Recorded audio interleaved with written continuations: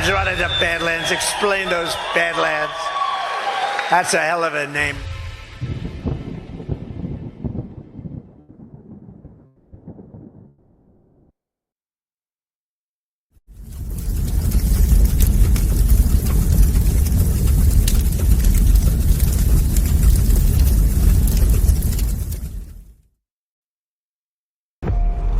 We were sleeping. I've been sleeping. I've been turning away from a truth I wanted not to face. There is a wound that won't heal at the center of the galaxy. There is a darkness reaching like rust into everything around us. We let it grow, and now it's here. How many men have you killed, Milo? I don't know. 50? 100? Countless. Countless has a nice ring to it. And how many lives have you saved? 500,000. Population of King's Landing. Tell me if your precious Randy commanded you to kill your own father and stand by while thousands of men, women, children burned alive, would you have done it? Would you have kept your oath then? Our time has come. We prepared. We grew stronger. While you rested in your cradle of power, you were trusted to lead the Republic. But you were deceived. You assumed no force could challenge you. And now, finally, we have returned. The visions are clear now. I see possible futures all at once. Our enemies are all around us. And in so many futures they prevail. But I do see a way. There is a narrow way through. It's not a prophecy. It's a story that you keep telling, but it's not their story, it's yours. They deserve to be led by one of their own. What your people did to this world is heartbreaking. We gave them something to hope for. That's not hope! We have survived by hiding from them, by running from them. But they are the gatekeepers. They are guarding all the doors, they are holding all the keys, which means that sooner or later, someone is going to have to fight them. I wish none of this had happened. So do all who live to see such times, but that is not for them to decide. All we have to decide is what to do with the time that is given us. Forgive me. I did not see. I have failed you all. You will bring me. Captain Honor, I do not know what strength is in my blood. I swear to you, I will not let the light city fall. Our people failed. Our people. Our people. I wish you good fortune in the wars to come.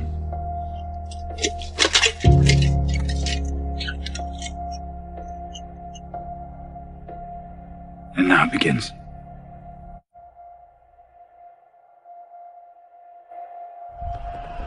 No. Now it ends.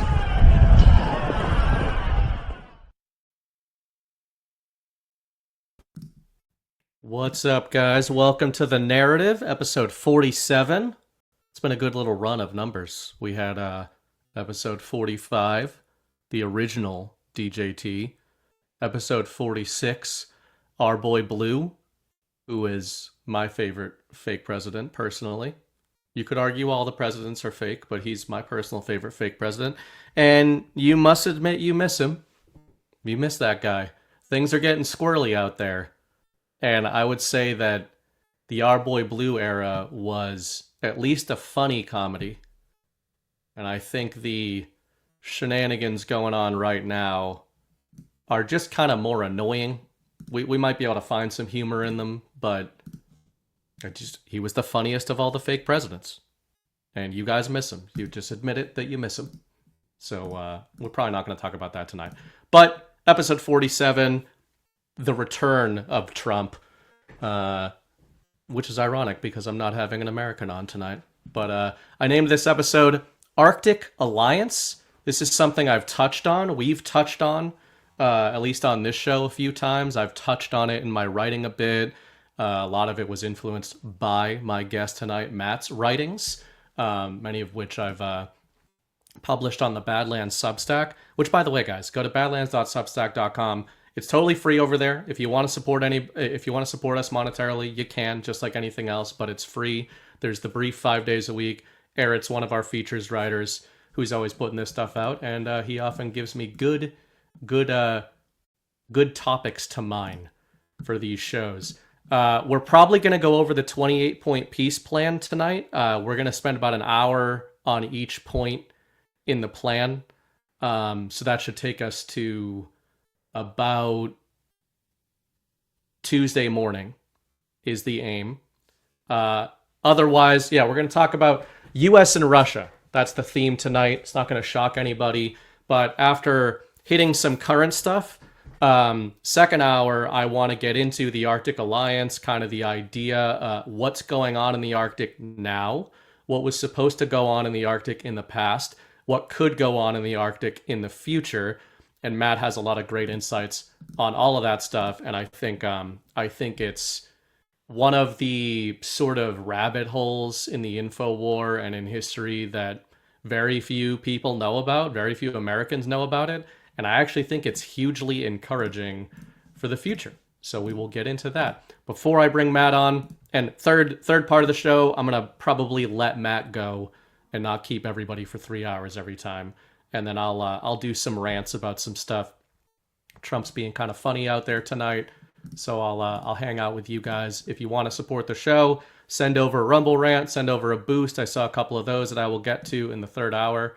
And I hope a bunch of you have received, well, I know a bunch of you have received the Swordpunk book. Not all of them have delivered. I think there's like 30 outstanding or something like that. So don't freak out until Thanksgiving arrives, and then you can just completely freak out about whether or not you received the book. So thanks for supporting that project. And our show sponsor tonight, our main show sponsor, is our friends at Tamarack Gardens, who I've now met at 2 Garts in a row. Are you looking for a better alternative to the over-the-counter drugstore medications? Tamarack Garden began from a parent's desperate need for safe and effective options for their kids. Tired of toxic chemicals taking matters into their own hands, they began crafting medicine from weeds, wildflowers, and herbs, the original time-tested healers that modern medicine can't match. Packed with antiviral herbs to boost immunity and fight illness, Tamarack Garden has, for a limited time, their elderberry and rose hip syrup kit available. Not only is it delicious, no more battles with kids, and easy to make, it will keep you and your family healthy all fall and winter. Introducing Tamarack Garden's new baby line, clean, non-toxic, and gentle for newborns and moms, relieving cradle cap, diaper rash, stretch marks, and postpartum pain. Go to tamarackgarden.com today. Use the promo code BADLANDS for $10 off orders over $50. That's 20%. $10 on orders over $50. Remember to eat your weeds. tamarackgarden.com, promo code BADLANDS. And like I said, I've met them.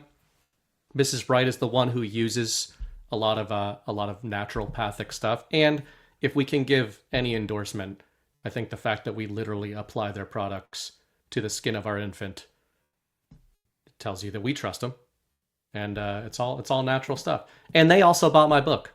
So, they get an extra gold star for that. All right. I will bring him on now.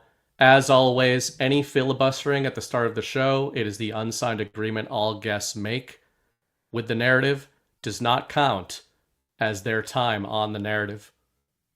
And the look of fear I can see backstage and regret creeping across Matt Ehret's face is why I do this.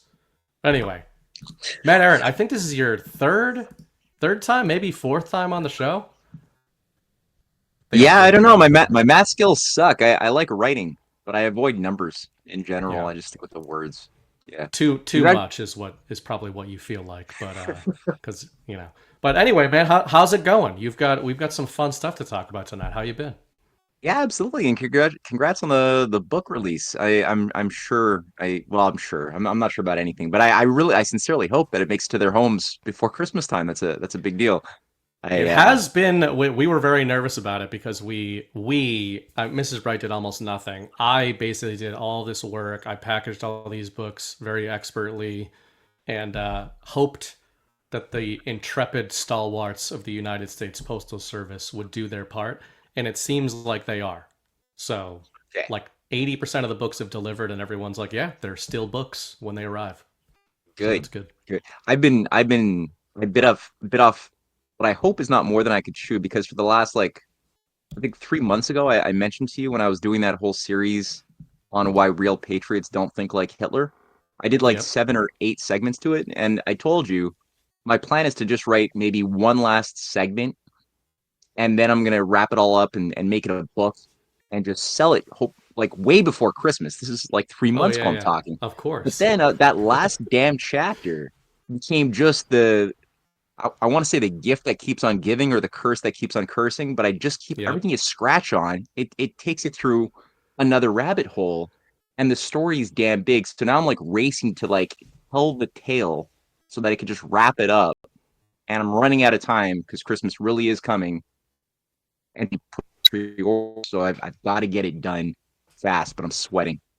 It'll happen though. Yeah.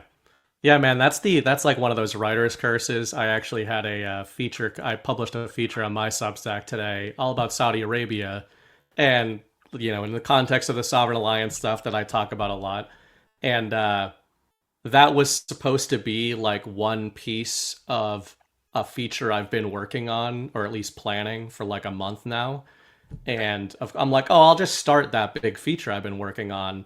And then after I got 4,000 words in, I'm like, I guess I just need to publish this and name it something different. And now it's just like a prologue for that feature. And that's my secret, guys. Every feature you've probably ever read from me was the beginnings of the thing I was going to write. And I was getting warmed up with that feature. But someday I will write a feature I've actually been planning to write. I think there's many such cases with people like us. Yeah, if you don't start, it'll never happen. But I mean, it always kind of surprises. That's what's kind of nice about this is like the general idea that you want to get across, but then you don't know what it's going to look like because you haven't Right. fully discovered it yet. You're just kind of leaning into the unknown. And I know that if you don't start writing, it'll never work. It'll just like it's like eating energy bars and not moving. Yeah. You're Yeah. just like it gets harder and harder to move because you just Right. do more and more research. But the actual act of getting the iron hot is it's part of the process. And yeah, you're surprised as much as the people reading your stuff at the end of the day because Yeah. discoveries are fun.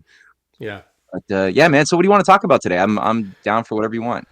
Yeah, I figure, as always on the narrative, we can rabbit trail wherever we please. That includes you. I sort of roughly try to break the show down: first hour, second hour. First hour, the story right now. I try to keep it. Doesn't have to be stuff that's happening right now, but stuff that's in the news right now. And then the second hour, I want to get into kind of the theme. The theme that I named the show after was the Arctic Alliance, and of course, that's my spin on it. But you're the one who has talked about this the most. Like, I've read a lot of your work on it. We've talked about it. It's not something I'm super in-depth knowledgeable about, past or present. Although anytime now I see any news item hit about Arctic with US, Russia, and China, I log it away and I keep it in the memory bank because I know it's going to be relevant. So I want to talk about that in the second hour because I think it's encouraging and I'm interested in your takes on it. But the first hour here, the whole show, U.S. Russia, right? We can talk about China if we want to, but you were just in Russia. If you were, I think the people would be interested in hearing about your experiences there, whatever you're willing to talk about. And I think that that's actually going to be interesting. Not even macro political backdrop for people before we talk about US, Russia, Ukraine, peace plans. Like, I want to hit some of that in this first hour, but I think it would be really interesting for people to kind of just hear your experiences literally just being in Russia this past week. What were you doing? What was it like? Expectations versus reality. Yeah, absolutely. It was a surprise. I'd gotten a call because I had somebody in Russia who really liked the Arctic documentary that I had played on Badlands a few weeks back. 36 minutes. I made it about a year and a half ago on going through sort of the history of the Bering Strait idea, the fight to connect the USA and Russia with rail and development. It goes through the story of Alaska's sale to the United States, why Russia saved the United States during the Civil War, why Canada was locked into the British Empire to be used as a wedge. So I go through that whole story and I kind of like brush through how it was sabotaged. And so, yeah, that story appealed to some people who were running a film festival called We Won Together. Very, very happy title of a film festival. So it was like an international festival. It was in Sochi, right? You were in Sochi. It's in Sochi, yeah. It wasn't in Moscow. I was hoping to get to travel to Moscow because I've never been there, but my schedule was just really packed in, and yeah, they had basically films from Africa, from the Middle East, from China, from the U.S. Well, nobody from the USA, unfortunately, due to political circumstances, and most of Europe. I was the only Canadian. We'll say you're U.S. adjacent. How about U.S. that? Yeah. Because you're not like really Canadian. You're like, one of us, I think, more. Well, these days. Yeah, I mean, my heart is Republican, and that comes across. So, they're really just trying hard to create an atmosphere of trust between cultures. So even though I gotta say, I'll admit that I didn't really like most of the films. I found that they lacked narrative. That's Most why of we're them here. were, We could we're fix here. all That's of what it. it is. Exactly.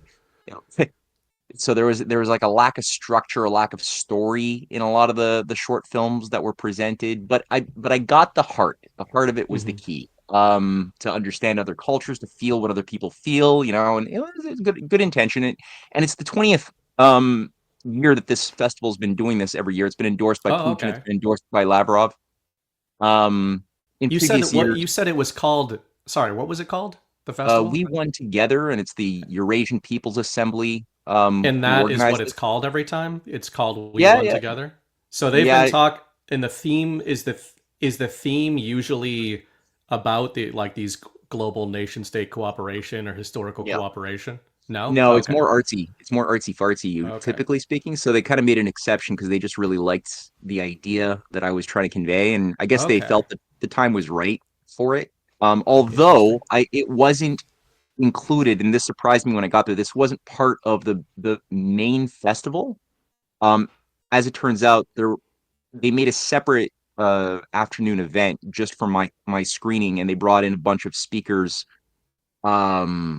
From a whole bunch of NGOs, some from the university system. The former advisor to Jacques Chirac, the president of France, was she came and spoke as well on at my event, and this was at the Petrus Lumumba University, which there's one in Moscow and there's one in Sochi.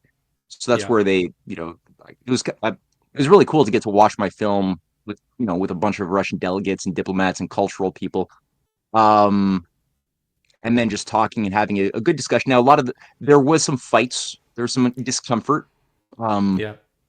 Because I'd forgotten. Yeah, for me, I just take it for granted because I know so deeply how Wall Street and London bankers funded the Bolshevik Revolution. Like it's so. you just take it as a given, like something you can just say openly, like Yeah. The fucking British Empire, right? And then when you say terms like NGO. People in this audience get a little nervous when you're in rooms with them. So I think you got to be careful, right, of how much you're talking about the British Empire or whatever empires you're talking about. Yeah, exactly. So in this case, it was the thing that it was kind of a throwaway line in my documentary where I just say that the Bolshevik Revolution funded by Western bankers overthrew the plans for the Bering Strait rail tunnel that Nicholas II was fighting for in 1905. Yeah. And Yeah, I got a few old school kind of crusty communist types, the old guard Soviet romanticists who got up and they took issue with that. But a lot of people, by and large, had no problem with what I'm saying. And even Putin has been on record saying that the Bolshevik Revolution was a giant disastrous mess, and that freaked out a lot of Russians who still had very confused romantic ideas of the communist days, the glory days of Lenin, and so it helped me because I could just throw kind of a cheap line out there saying, "Well, your president seems to agree with me, so I don't know, like what? Why'd you pick it up with him?" That's a kind of an interesting. This is why I like the option to rabbit trail, because I think that's actually kind of an interesting little thing you stumbled on there for this audience in particular, right? Like most of us are Americans, most of us came into this either directly through Trumpism and MAGA, or, pulled into the political story or the alt political story by the gravity of the era of Trump, right? Like whatever people think of him, good, bad, or indifferent. Well, I should say there is no indifferent, right? Like the gravity of Trump has pulled a lot of people into these kind of stories. And by extension, for the West, into re-examining stories of Russia. But, I always try to leave aside and say, okay, whatever you think about Trump and MAGA and all of that, I think an issue or a human failing that a lot of Westerners have, and I'm sure a lot of Easterners have, is that even when you're talking about things like I talk about things like the Sovereign Alliance and this cooperation and these alliances, you're talking about these historical alliances between the US and Russia. People in this audience understand that we as the West have kind of been lied to about a lot of stuff. But I think sometimes this community, maybe including myself, can overcorrect, right? And it's like, okay, well, they were lying about this, so that means the Russians are super based and they always have been super based and everything. And I think what you just hit on there, it should be obvious, but we kind of forget, like, yeah, the Russians were brainwashed too. There's a reason, and he didn't make up the term, but he certainly applies it a lot. Chris Paul at Badlands often talks about the controlled opposition dynamic, right? And I'm interested in talking about that on the macro between the US and Russia. But I think what you're hitting on here is that the Russians, as their own macro, they've been dealing with a controlled opposition dynamic for a long time, and that started with the Bolshevik Revolution. I wonder your thoughts on that in terms of, it's interesting to hear you say romanticism about the Soviet era, but it's interesting because it makes sense to me that that would be a difficult thing for Putin to navigate, right? This era of Russians having national pride, and yet that national pride was in many ways subverted by this communist takeover. Yeah, it's a serious balance, and I think there's been a concerted intention since Putin took power to really focus the identity of the Russian people on being the perpetual victors of the great war against fascism. And that's, I think, good. That's a solid starting point to base a solid identity around as a people, is that, okay, you beat fascism. Like you know, they carried 95% of the burden of World War II. And we forget that in the West because the Russians just don't play a big role in our history books about that period in our movies. It's usually, like Band of Brothers and Saving Private Ryan. It's a very American focused narrative. The Allies. Yeah, the Allies. And it's like, yeah, we did a lot. But at the same time, compared to what the Russians did and suffered, they lost like 26 million people and took on 90% of the German Wehrmacht.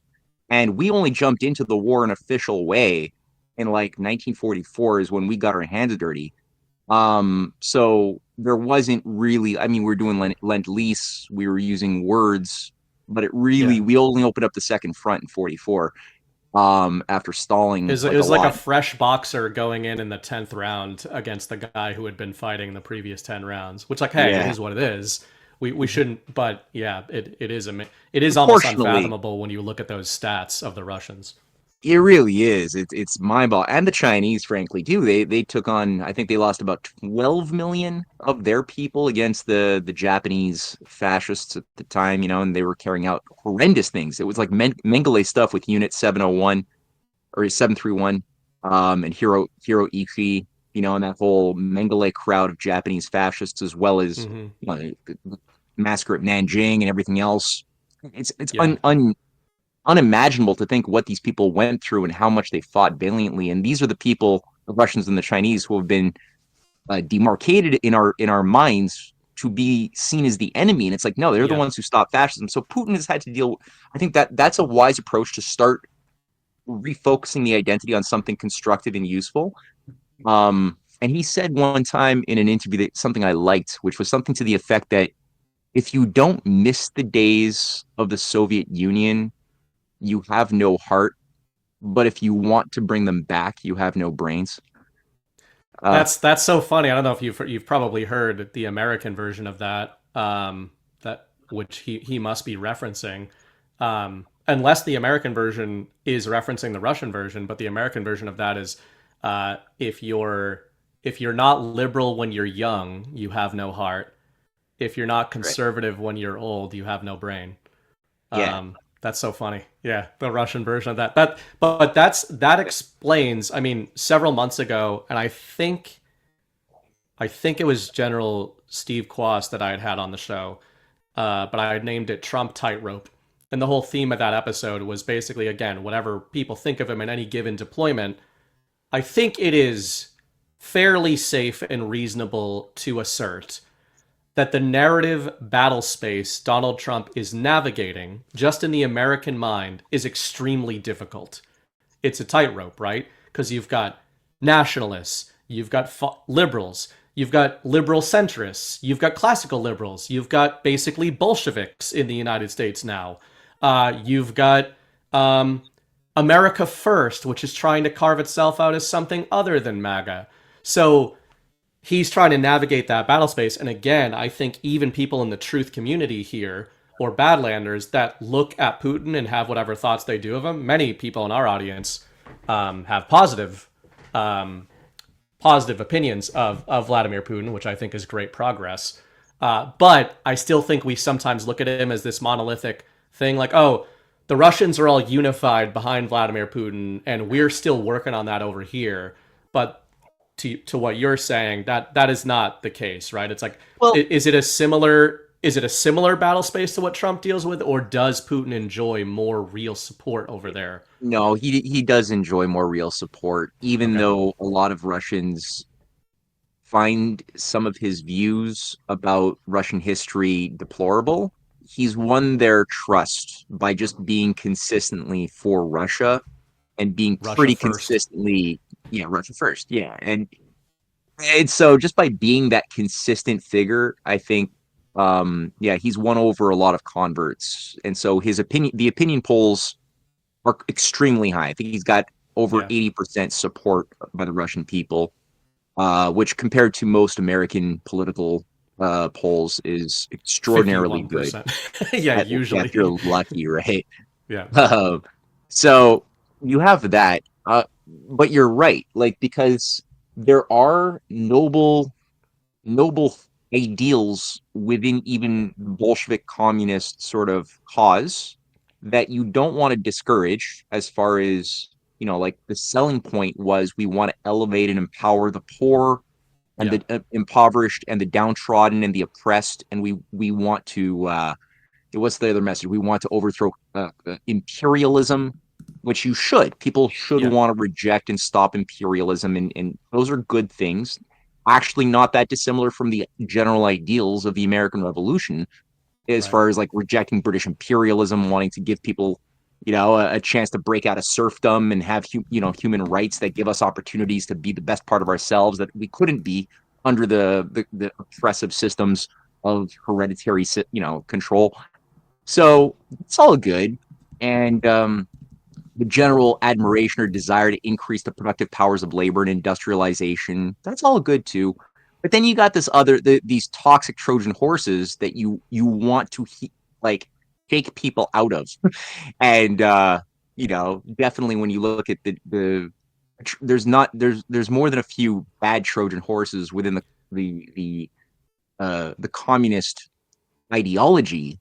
Right. Not all communists, it's kind of like, I guess, the Bible or the Quran or a lot of like religious textbooks, like reasonable Muslims and reasonable Christians and reasonable Jews will often take the more distasteful things located within their religious books and simply not act upon them. Like, do we say that women shouldn't open their mouths in church? Well, according to, if I was doing a literal reading of Corinthians, yeah, I'd have to enforce that women should keep their mouths shut in church. But I'm a human being first. I'm reasonable. I'm able to say, okay, maybe at that time there might have been an argument to be made for that context. They might have been really annoying at that time. They might have just been really naggy back then. Yeah, it took them a while to get and off. They're getting that. a little uppity these days. I'm not going to speak for Matt, but I'm just saying I think we could agree. Let's keep it in our back pocket. I think you're taking the mature view here, but let's just not throw that one out because we weren't there. And we always want to keep our options open. I'm not God, Yeah, exactly. But I'm just saying, so people will not tend to act on every single element within their religious text. And it's the same thing for the, communism. People say, oh, it's just it's an atheistic system. It's like, yeah, well, it kind of works like a religion, a substitute religion, because it's based upon articles of faith that somehow there is this eschatology, this teleological sort of pull of some glorious utopian moment in the future that requires us to suffer these perpetual class struggle periods of periodic revolution, right? Where naturally the natural order is for scarcity to run amok because those who control the levers of productivity will necessarily, by their own nature, only exploit the workers. And as they exploit, they increase pressure. And like any pressure cooker, it must necessarily blow up on you. Yeah. And then the proletariat take over. And then that'll have to happen for a number of cycles. And at some point, we have faith, and it is a matter of faith, that we will have some utopian perfect society that has an end of history to it. And everybody's going to be mathematically equal forever with no belief in private property or religion or those things that separate us and alienate us. That'll all be gone, and we'll all just be perfectly bald-shaven, I don't know, Star Trek-y type of, but more boring Star Trek-y people wearing robes with the same, I don't know, shades of pastel colors in a Logan's Run situation. It's interesting because I've got some Matryoshka dolls. Oh, I hate being backwards on the screen. Matryoshka dolls here were given to me by a Badlander who came to GART. I had been talking about that I like Matryoshka dolls, so they gave me some that were from Russia, actually. His wife is Russian. But the reason I like Matryoshka dolls is I often use them in analogies because I think they make for great thought experiments and thought paths, and it's how I organize my mind, or that's a overstatement. I don't know if I can organize it, but I try to in that way. But a lot of what you're talking about is making me think of this. So I mentioned controlled opposition dynamic earlier. You just mentioned Trojan horses, and you're using that in a like a philosophical, socio-political, cultural context, right? We all understand Trojan horse on an actual level, deception and warfare, that sort of thing. But I think it's the reason I almost think it's like Trojan Matryoshka dolls. For anybody unaware of what Matryoshka is, it's Russian nesting dolls is another word for it. The doll within a doll within a doll, those kinds of things, right? So if you apply this to these cycles that you're talking about, it gets really interesting and also really dark, because I agree with you that there's these Trojan horse movements throughout centuries in these different countries, including our own. But I think what makes them so difficult to untangle is that it's more like a Matryoshka situation. So let me try to think of an example. Like, you just basically mentioned if you wanted to steel man the spirit behind collectivism or communism, you might use the word humanist. And again, I'm not defending collectivism. I'm not a collectivist. I'm just saying there's like this humanist element to the central argument of collectivism. And like that's the first doll. Like the first idea is everybody should be equal and happy. It's like, okay, well, that's a nice little idea you got there. And then there's another idea around that. It's like, well, to do that, we need to take away private property. And it's like, well, I don't like that. It's like, well, hold on. We're also going to give you a military that defends you. And it's like, okay, well, I think that's good. And then there's another doll on top of that that's like, and we're going to brand it all as ultra-nationalist. And it's like, okay, well, I am nationalist, and that makes me feel like I'm a sovereign, which is kind of a contradiction in terms, perhaps. But, this isn't the greatest analogy. I just think it makes these things, it's why untangling the programming is so hard. And an American example, you mentioned the Bolsheviks. I'd maybe like you to go into more detail about maybe applying this in your own words to that. But to set it up, I would say something I've talked about a lot, being a former liberal, former Democrat in the US, I look back at the 90s and 2000s era of American conservatism as this matryoshka nesting dolls idea. So for example, you had the 9/11 attacks, right? And right, left, and center all agree, in hindsight, there was an outpouring of patriotism, like a real feeling of patriotism that came on the wake of those attacks. And we don't need to get into all the reasons why. But that's like the first doll, right? Like that's good. Americans were unified.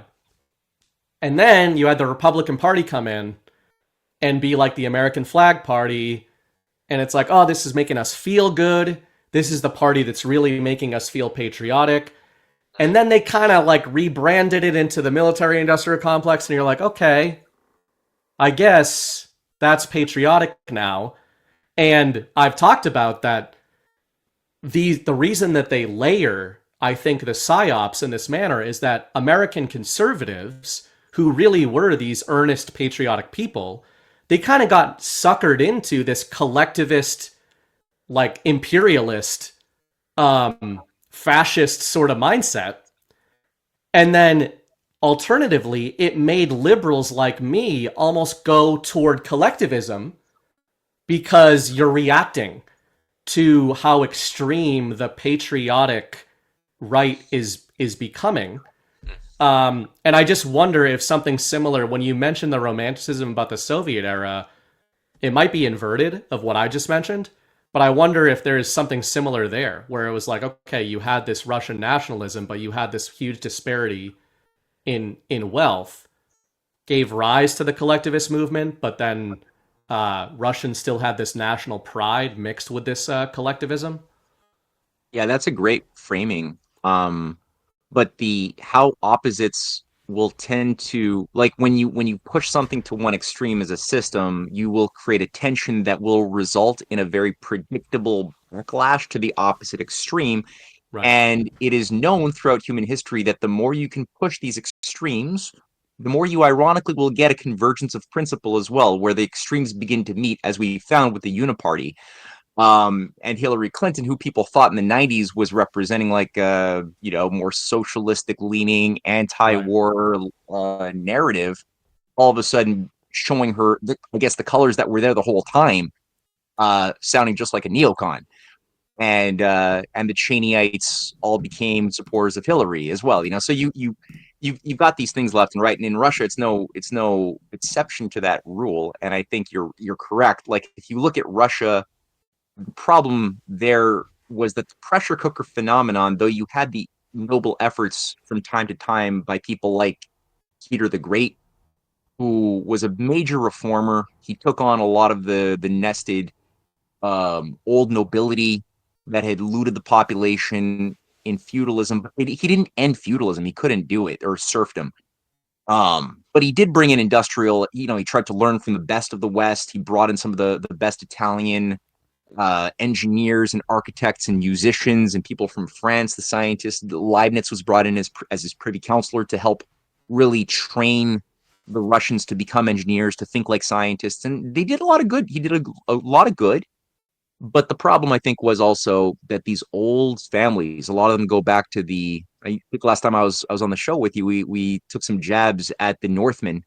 But, Right. if you look at Rurik and a lot of the dynastic upper level families that are still, they never fully disappeared from Russia. They they wanted to restore. They hated that Alexander II, that's the Tsar who came in after the Crimean War that ended in 1856. Right. It was a terrible war that really messed up the Russians a lot. It was a trap set by the British and the French. And only America stood with Russia at the time. But America had its own problems. We were about to go into our own. See, I'm saying our own. But isn't civil that war. amazing as a sub note? Yeah. Like how quickly that wasn't that long ago that we're like, yeah, U.S. and Russia versus Britain. It's like, Yeah. how quickly this has all been inverted. But yeah, No, it kills me. It kills me. But it's Yeah. it's true in the grand scheme of things. This Yeah. is like a blink of That's an eye in quick. past. And so Tsar Alexander II, right as he was gearing up to save the United States during the U.S. Civil War, he had launched into the liberation of the serfs. He legalized serfdom. That put 25 million serfs. All of a sudden, it gave them liberty. These are basically slaves. They're people with no human rights, living as the possessions of the feudal lords of Russia. And a lot of these lords, they did a lot to sabotage, just in the same way that the slaveocracy in America didn't really get dealt with, even though the Civil War ended. Right. They were largely granted their possessions back as soon as Lincoln was dead. And you had sharecropping. Basically, the slaves were told, okay, you might be a slave, you may be a free person all of a sudden, you may be allowed to vote, you're no longer 3/5 of a person legally, but the economic structures that were imposed onto those newly liberated people were essentially the exact same thing as slavery, except now you're going to get paid 5 cents a day, but you're taxed 6 cents a day by whoever is owning the land that you're now tilling. And it's the same land, and now you're just treated more shittily. Yeah, you're living on the land. You can't leave the land. You've got to work all day and night. Your family is bound to it. Yeah, so exactly. It's like I don't know. It's like contractual slavery or something. Yeah, it's a weird Orwellian thing, right? Yeah. And so the but same to your thing point, kind of serfdom, happened. basically. Yeah, and that's the same thing in Russia too. So it was really difficult to the big challenge was 25 million new citizens just appearing on the scene was a really big burden in a nation. How do you absorb them? How do you give them skills? How do you employ them? That took a lot of work, and it was again being sabotaged left and right. Now, the thing here is that a lot of these families, these old families, they created something called the secret police of Russia called the Okhrana, and that was around in 1880. Around the same period that Tsar Alexander II gets assassinated by an anarchist cell. They're all over the world, these anarchist friggin' cells that will deploy terrorists and assassins. And one of them is deployed by, or is run by a cell that's shaped by a figure. I don't know if you know Prince Peter Kropotkin. No. Okay. He's like a big... So. Even today, his writings are even taught in like Stanford and a lot of Western universities. He's a hero to a lot of libertarians, which have a lot in common with the anarchists, as far as believing in sort of self-organized systems devoid of any law, and just So Kropotkin's writings are still. I've had a lot of libertarians write to me saying how much they love him, but it's like this guy was a descendant of Rurik. He took great pride in being of the bloodline of Rurik, and believed he was the rightful heir to the throne of he should have replaced the Romanovs, he believed. But he was also touring the United States. He was associated with Emma Goldman and her carousel that generated that Polish anarchist that killed McKinley in 1901. Which is all more timely than perhaps since World War I right now, right? Where we've literally got... It's all the same shit. It's amazing just hearing you... Sorry to jump in, but when you're just dropping these historical nuggets, and it's like, look at right now. You're talking about these old families, in the 20th century, we started calling them oligarchs. It's actually incredible. Something that we might dive into a little bit is I've done a lot of modern research on Russia in terms of the 90s through today, especially around the Vladimir Putin era, because I think my baseline view is that I think that Putin's rise marked a shift, a step change that recalls the czars that you're talking about at the end of the 19th century and beginning of the 20th century. Might be wrong about that, but that's just what I think is he's recalling. But you mentioned Peter the Great, and Putin references him from time to time. He referenced him a few times in his infamous Tucker interview.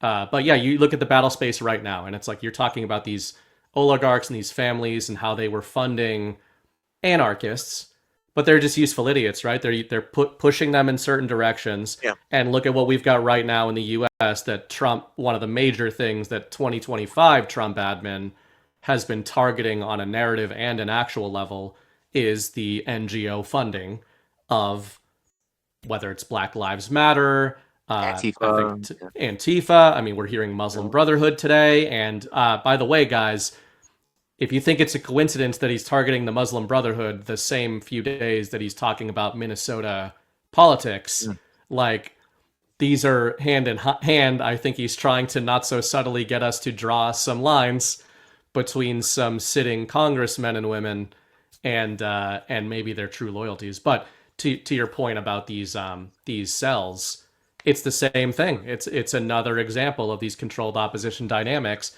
And usually when you trace the money back, yeah, in the US right now, it might be running through an NGO, but there's a reason that when you trace the money from the NGO, you end up at like a couple of names, right? George Soros is infamous in this audience.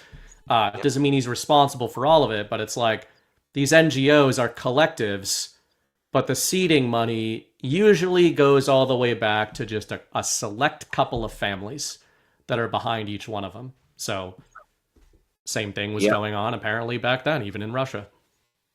Yep.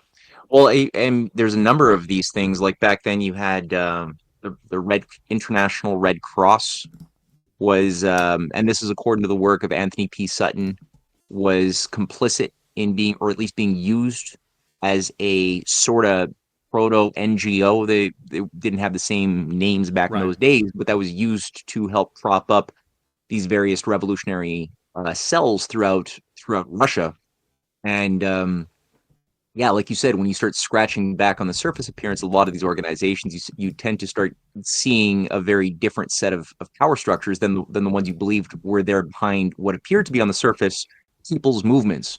And it's not to say that all people's movements that were revolutionary are all controlled oppositions. It doesn't mean that, but it just means that more of them are than we would expect to see.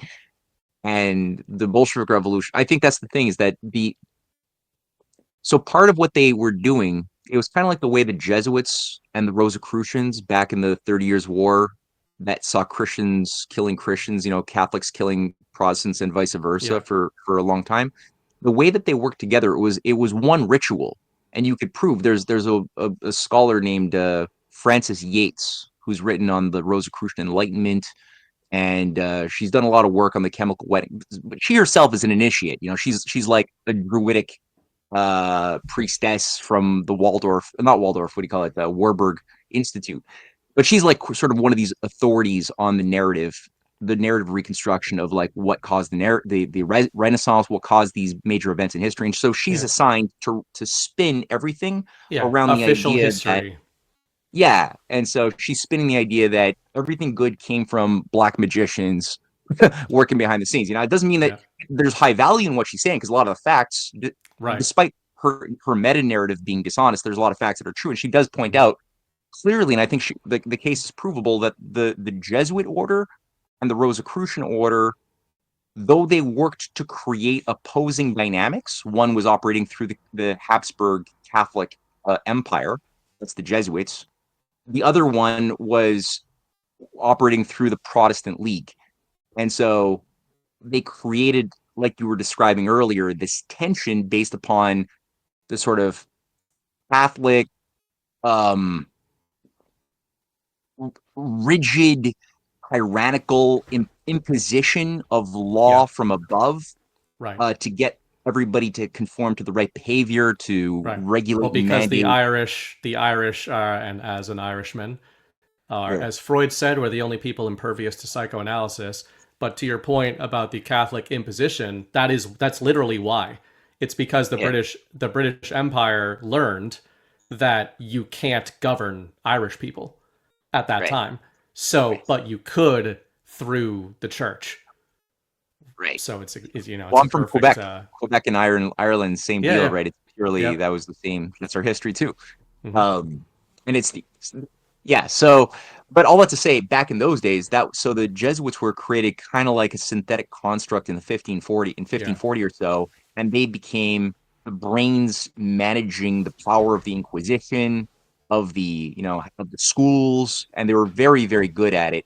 But then it was so suffocating for people who actually wanted to abide by their conscience, and found themselves often in the Protestant faith, that they wanted to rebel. But the rebellion was then captured by that very same Rosicrucian operation of occultists that were on the esoteric level working together with the Jesuits. They were both And they like made left the and right. Protestants essentially the I'm just this is like my programming, but I'm wondering, they kind of made them the extreme overreaction, like the meta narrative, as you called it, became that the Protestants were like these violent anarchists, I guess, anti-systemites, violent, anti-government, anti-regime, but essentially anti-life. Like that's a lot of the kind of programming, at least out of Ireland, the Troubles and all that, which is all downstream from what you're talking about. But yeah, I mean that's why. Interesting, Rick. Because the Anglican groupings that run things like the Freemasonic Orangemen, the Orange Order in the north of Ireland, that also we had all over in Toronto and Ontario, like suffocating and squelching. Oh, really? Oh yeah. Like during the early 1900s, something like 1 out of every 3 adult males in Ontario were Orangemen. Wow. From the Orange, and that was like followers of William of Orange that created their own secret society in the 1790s, I guess, or maybe earlier. No, the Prussians, for anybody who's not aware of the Orangemen. Yeah, kind of is. Yeah, so via the Dutch. So I mean, this thing is like pretty ubiquitous how it spread itself out there.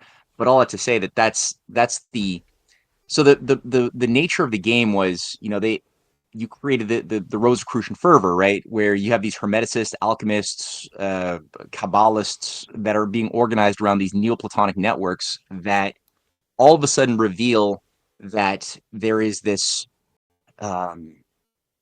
promised. Anyway, they basically organized to brainwash this Elector Palatine of Bohemia, Frederick V, who believed that he's like going to liberate humanity from the evils of the Jesuit Empire, the Habsburgs, and he basically goes and walks into a trap, and the trap is set, and basically you got a bunch of Bohemian initiates who all organize a crowd to call for him to save them by having him declare himself the new emperor, and he's the head of the Protestant League.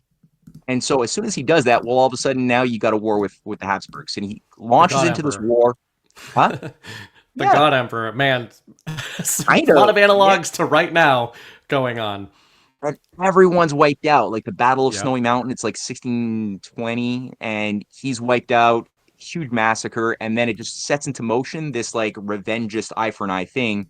And then you got like the way it seems to work is that during the 30 Years' War, you've got these provocateurs who, like the Protestants and the Catholics, they generally want to live and work together and love each other as human beings who love Jesus. That's generally their orientation. But then you've got these provocateurs being sent in with like night raids, burning Catholic villages and killing a bunch of people, and then saying, yeah, the Protestants were here. Now, they weren't really Protestants. They were a bunch of like marauding mercenaries who were told to do this. And then inversely, a bunch of Protestants would be killed during a night raid, and all of a sudden they'd hear the words like, oh yeah, Catholics live forever, down with the Protestants.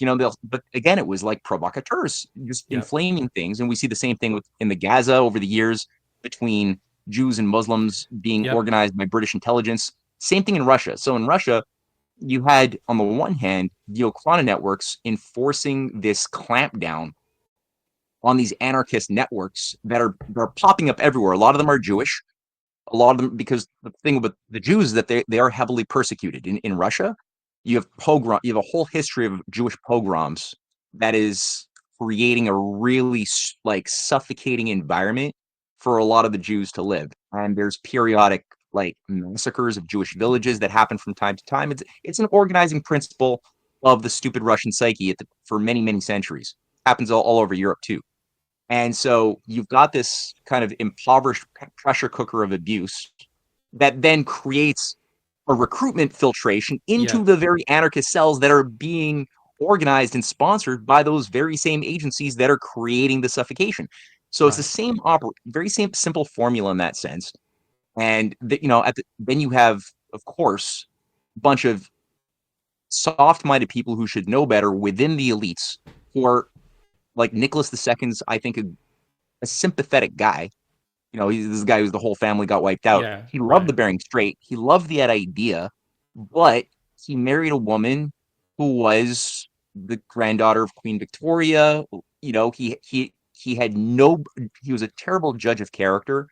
And so he invited as his personal advisors some of the most deep-seated, dishonest agents of evil to be his like confessor, to be his personal advisors, and they're giving him things like the Protocols of Zion as like that your troubles are all being originated by these pesky Jewish conspirators, and you have to obviously clamp down even harder. And he ends up falling for the trap, and he restores the pogroms, doubles down on them. He's like, oh, they killed my dad. Alexander III got killed, he was probably poisoned by arsenic. And he's like led to believe, okay, that's why I have to oppress these Jews even more. And then that feeds into the thing that becomes the 1905 revolution. But who's funding it? It's Jacob fucking Schiff, the guy who's like funding the American banker, who's funding what's going to become the Federal Reserve, and who's funding the Japanese to go and attack the Russians in 1904, which destroys 90% or 70% of the Russian Navy. That guy is also funding the Mensheviks and Trotsky and this whole network and they've got a lot to work with because they're recruiting shit tons of people. Jabotinsky is a part of that. He's Ukrainian. He's also working with Trotsky in 1905, recruiting young recruits to both overthrow the Tsar, but at the same time go down and set up this like fascist modeled Jewish army that later on becomes the Haganah. Now on the narrative, Matt, there's no such thing as Ukrainians. We don't. Right. We say that's not necessarily a real country. No, I'm just fucking around, but it's partly true. Yeah. Okay. Now I can't say. Yeah. No, it's interesting though, because when you're talking about the essentially the controlled opposition dynamic here, I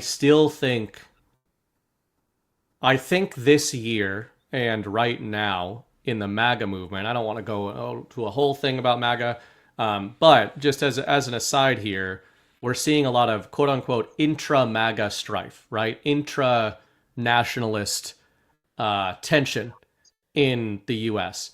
And I think an oversight that a lot of MAGA makes is that many, even in our audience, a lot of Badlanders like are pretty familiar with the Bolsheviks. They're familiar at least with the American version of that, which they can see the controlled opposition dynamic there. They can see that it's NGOs that are funding these quote unquote leftist movements in the US that, especially since 2020, have been very violent and outwardly extremist, right? They're burning down Minneapolis, and the quote unquote left in the US lately has been considered extreme, which is true.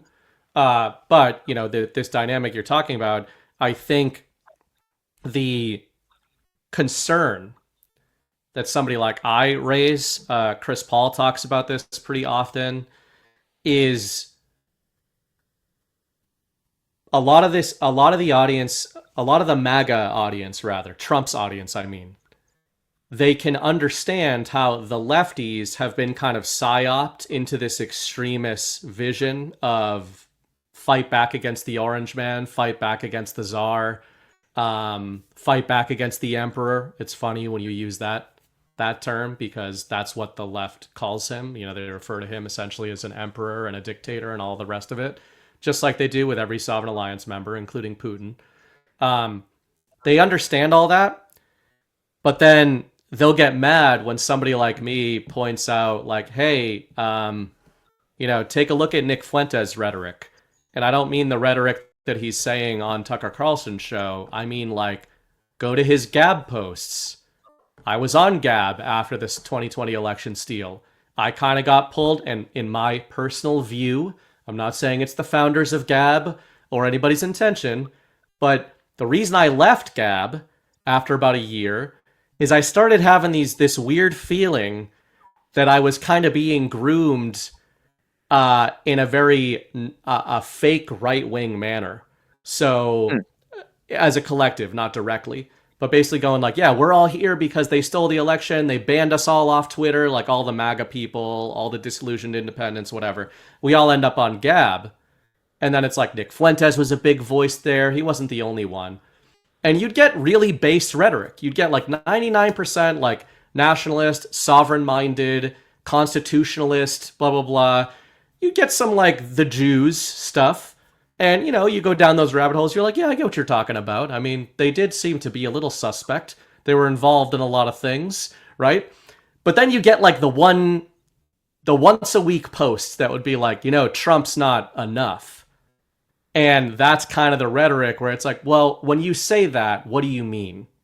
Yeah. What do you mean he's not enough? And I think we are seeing an activation of that cell right now in the zeitgeist. Mileage varies, but I guess the reason I bring that up is to say MAGA is good and has been trained to recognize controlled opposition dynamic on the left and the construction of extremist behavior on the left. And while we don't currently have widespread extremist behavior on the right in terms of action, there is absolutely the seeding taking place to try to create it as a reaction to the extremism on the left.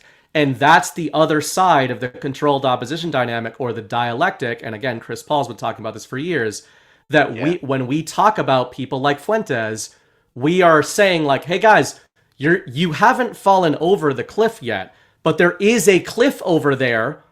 Yeah. And these guys might be trying to get you over here because these guys are on the same side as those guys over there who are burning down Minneapolis, right? And this was happening, to your point about when you bring up the czars, it's like, yeah, we got to be ultra-nationalist. And then you kind of look into who was pulling the strings of the ultra-nationalists.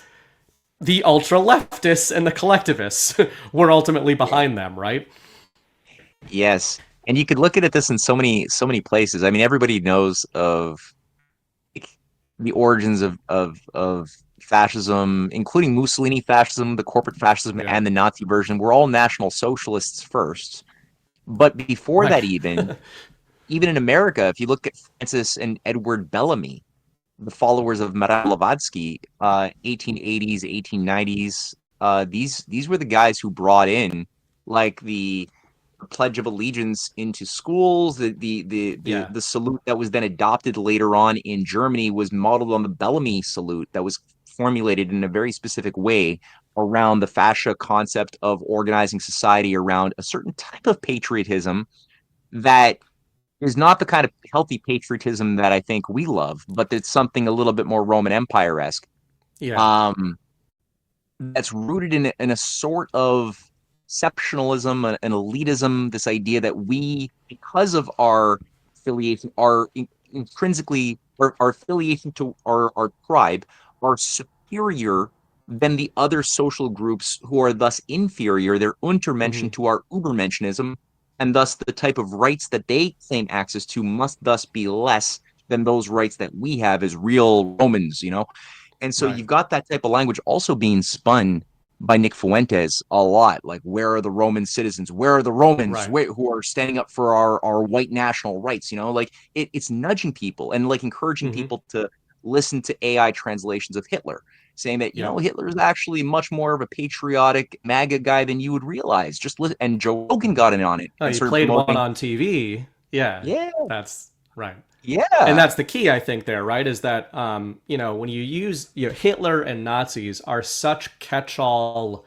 emotional terms that I think to the quote-unquote left in the modern day, they call people like us that, right? They call us fascists and Nazis and Hitler and whatever. So it's been robbed of a lot of its meaning on the quote-unquote left. But to your point, the other side of that dialectic is that because the left has over-assigned this term and this ideology to what is just nationalism, some people that are just regular nationalists, which is to say sovereigns, really, like people use that word nationalism all the time. And it's kind of funny because to your point about tribalism, it's like if you really kind of start digging deep into nationalist rhetoric, and I mean literal nationalist rhetoric, not like nationalist sentiment, you start bumping up against a different form of collectivism, like maybe a smaller, tighter-knit form of collectivism, but it's kind of, to your point about the superiority thing, it's like that's kind of what you're saying when you're going all the way into Fuentes is a Christian nationalist. And it's like, if you ask somebody to define what that is, they don't really want to. And then sometimes we'll talk about Christian nationalism on these shows, and there'll be a small percentage of the audience. It's like, Christian nationalism is a good thing. And they're coming at it from an earnest framework of saying, like, I'm a Christian and I'm a nationalist. And it's like, that's not a Christian nationalist. That's not what these guys are saying. Like, these guys are more saying what you're hinting at, which is like, well, let's start by kicking everybody out, which we would probably agree with, like law and order and all that. But there is a controlled opposition dynamic in that wants to rebrand and redefine Christianity and nationalism as being somehow the same thing. And we got to tie those things together.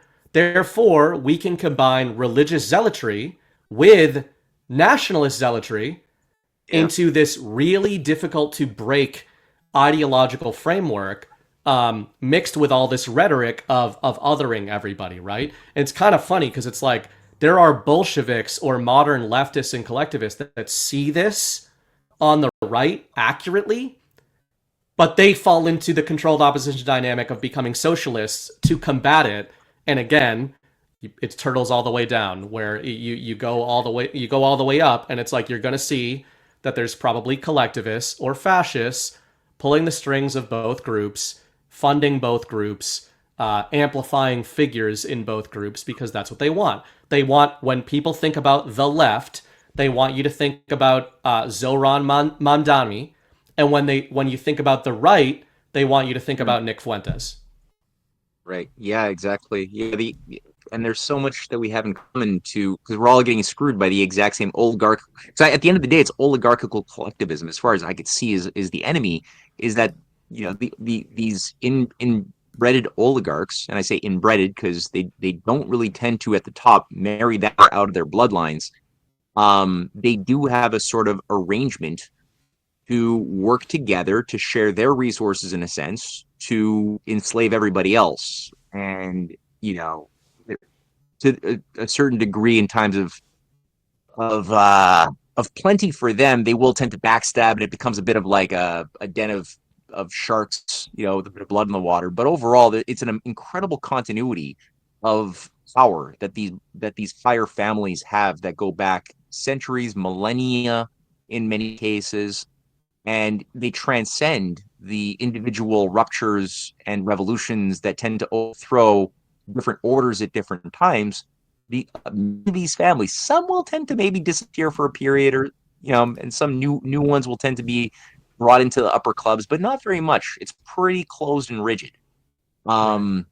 So you do have this thing, and what you were saying kind of reminded me a little bit too of the reason why the Nazis were so successful wasn't that they were a naturally, organically emerging movement in Germany at all, right? You had to have intervention by the game masters that artificially messed up Germany by inducing World War I, which was a trap anyway that, again, never should have happened.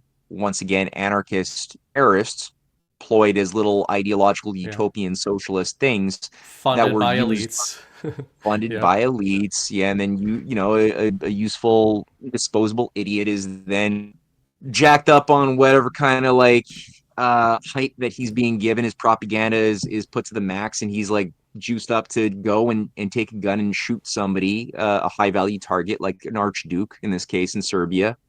But it was a Serbian Black Hand killing the Austrian Archduke, and then that activates a bunch of secret mutual security agreements that had arranged over the years by British and French intelligence with the Russians. That all of a sudden Article gets a 5 bunch style. of big powers.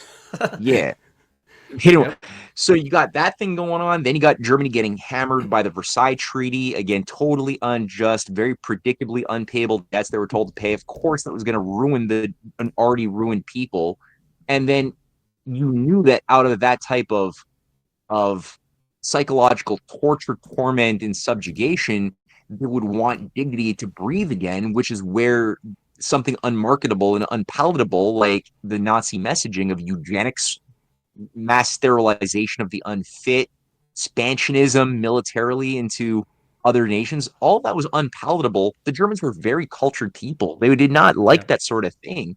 And the Nazis were a fringe movement in the early 20s, but you suffocate and somebody enough, they will jump up for oxygen. And that's where all of a sudden, at a certain point, they did that, and the Nazis were there to absorb that energy. But at the same time, you had the real threat of Bolshevism.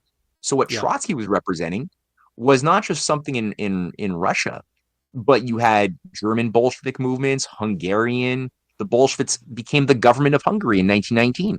And, you had George Lukács, who's the Bolshevik minister of culture, bringing in sex ed into a very conservative Christian society, bringing that into the schools across the board.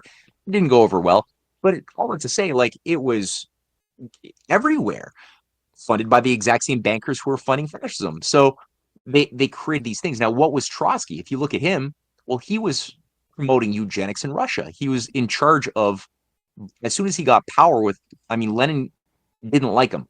I'm actually, having now read some of the writings of Lenin, I got to say I'm more sympathetic to Lenin, although I disagree with his ideology. As a human being, he really despised Trotsky. For me, the most deplorable character at that stage of the drama in history was Trotsky.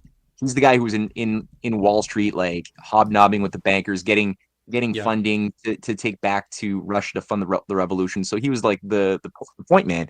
And so he was the guy brought in, and he became Minister of Industry and Science.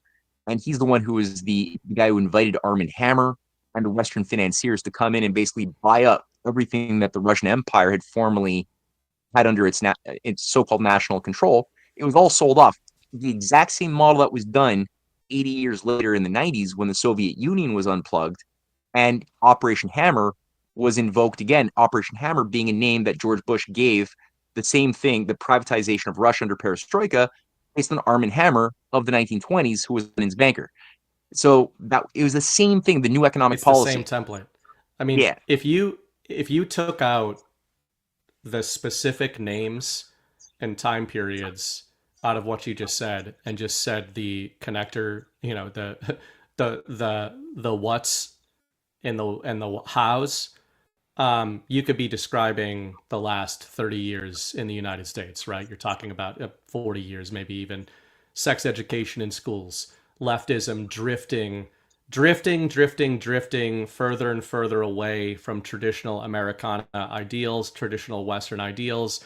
And then I would say in the last decade, accelerating like fucking crazy from the perspective of most people in North America into insanity. And, for as much as we can talk about sometimes that the appearance or the characterization of the left as Bolsheviks and Marxists is overblown sometimes, it is real. I mean, but it's not all just NGOs and Antifa and everything. I mean, you go to a local school or anything like that these days, and you're going to see that, no, it's baked into the cake. There is now open Marxism. The university system is probably most notorious, but that's the trickle-down effect, right? It starts in the universities.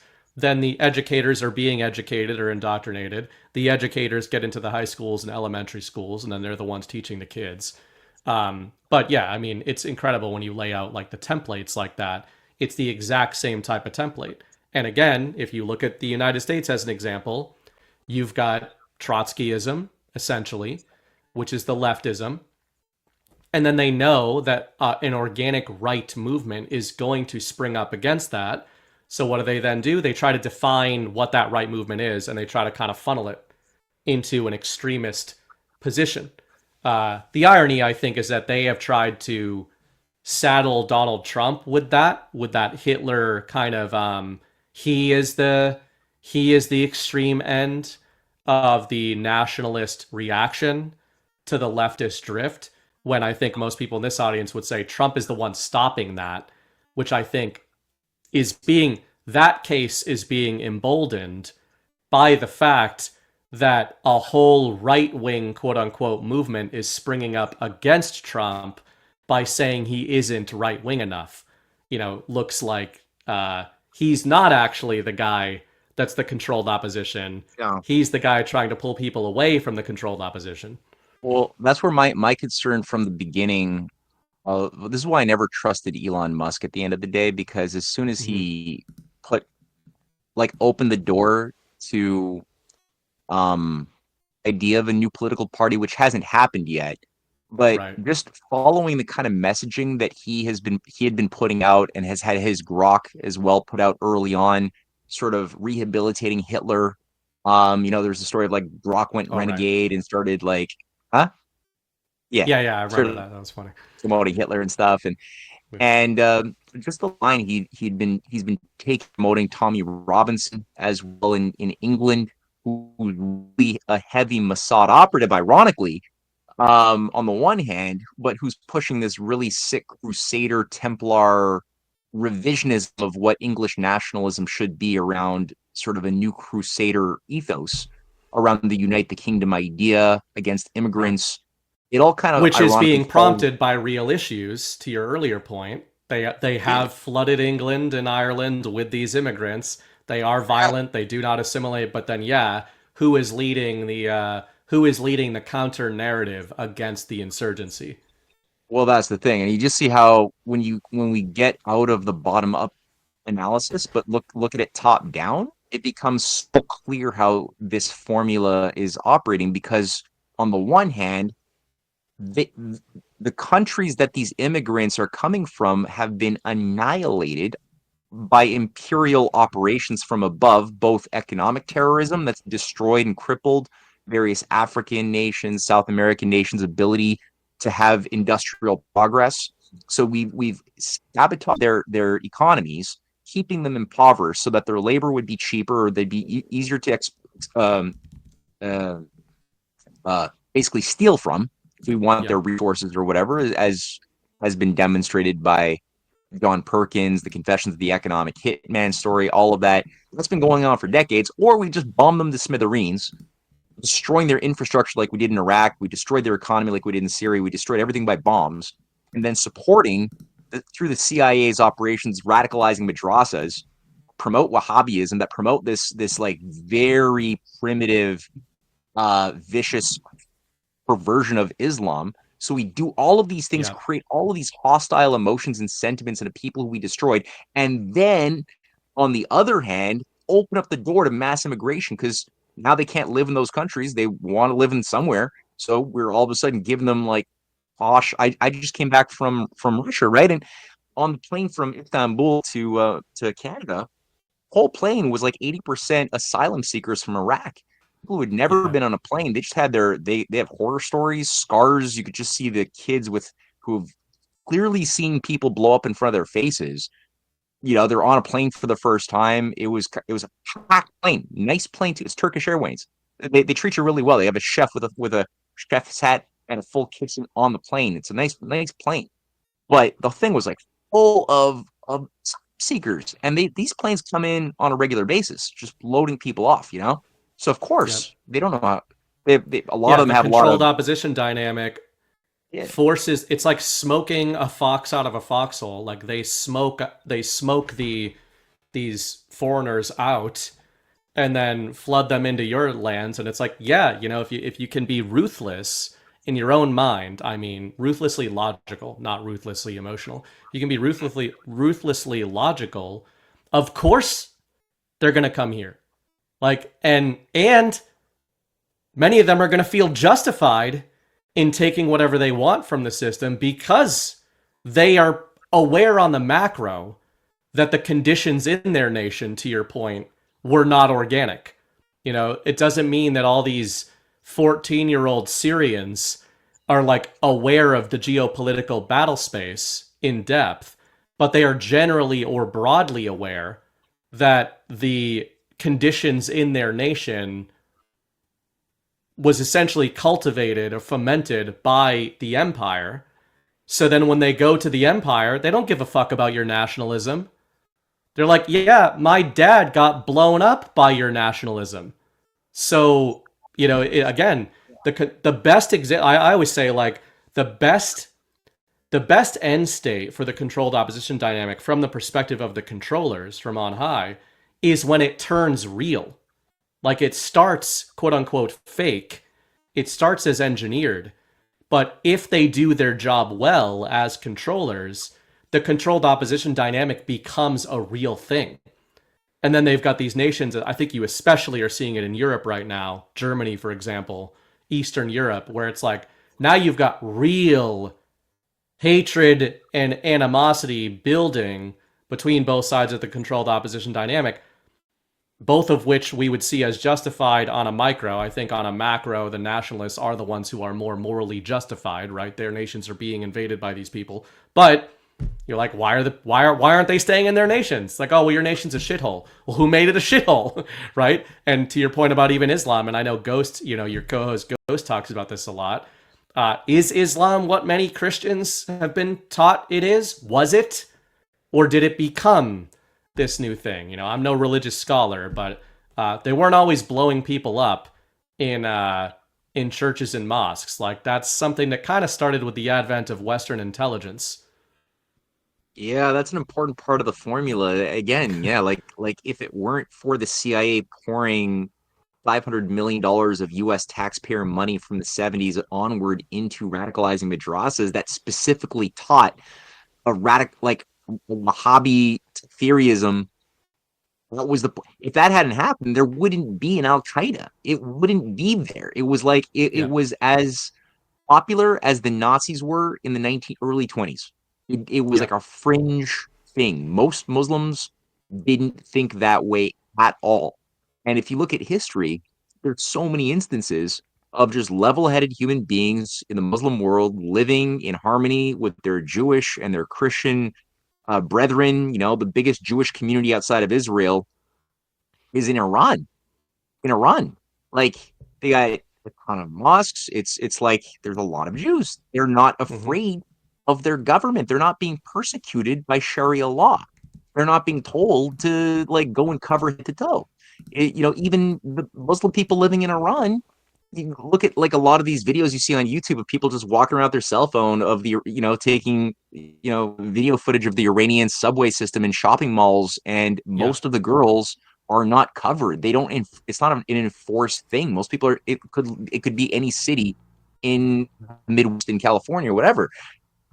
So it like there's so many examples of just humans being human and living together as humans do with people of another culture. In Syria, you know, like you have all these, a lot of Muslims in political power, but they also are celebrating Christmas. You know, you have Muslims going to churches, and there's like that was under Bashar al-Assad, not under the new head chopper, but I mean that was the case. There's so many that was over years. Same thing for Iraq before we bombed them to the Stone Age, and you know there's a lot of Christians. There still are Christians living in Iraq, but there were a lot more back in before 9/11, and Iraq had nothing to do with 9/11.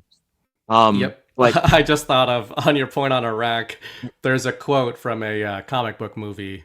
There's a guy named Peacemaker, and he is a psychopath. He's not. He thinks of himself as a peacemaker, an American, but he says, Like, he kills a bunch of people in this action scene, and the girl in the scene is like, I thought that you were all about peace. Like, you call yourself the peacemaker, and he says, I cherish peace with all my heart. I don't care how many men, women, and children I have to kill to get it. And it's like, when you just talked about bombing Iraq, and this audience is well aware of this, and many Americans really have had to kind of come to who find their way into a community like this have had to come to terms with that. Not to mention, like, we have veterans on Badlands who are like, yeah, I was in that, and have to do that retroactive deprogramming.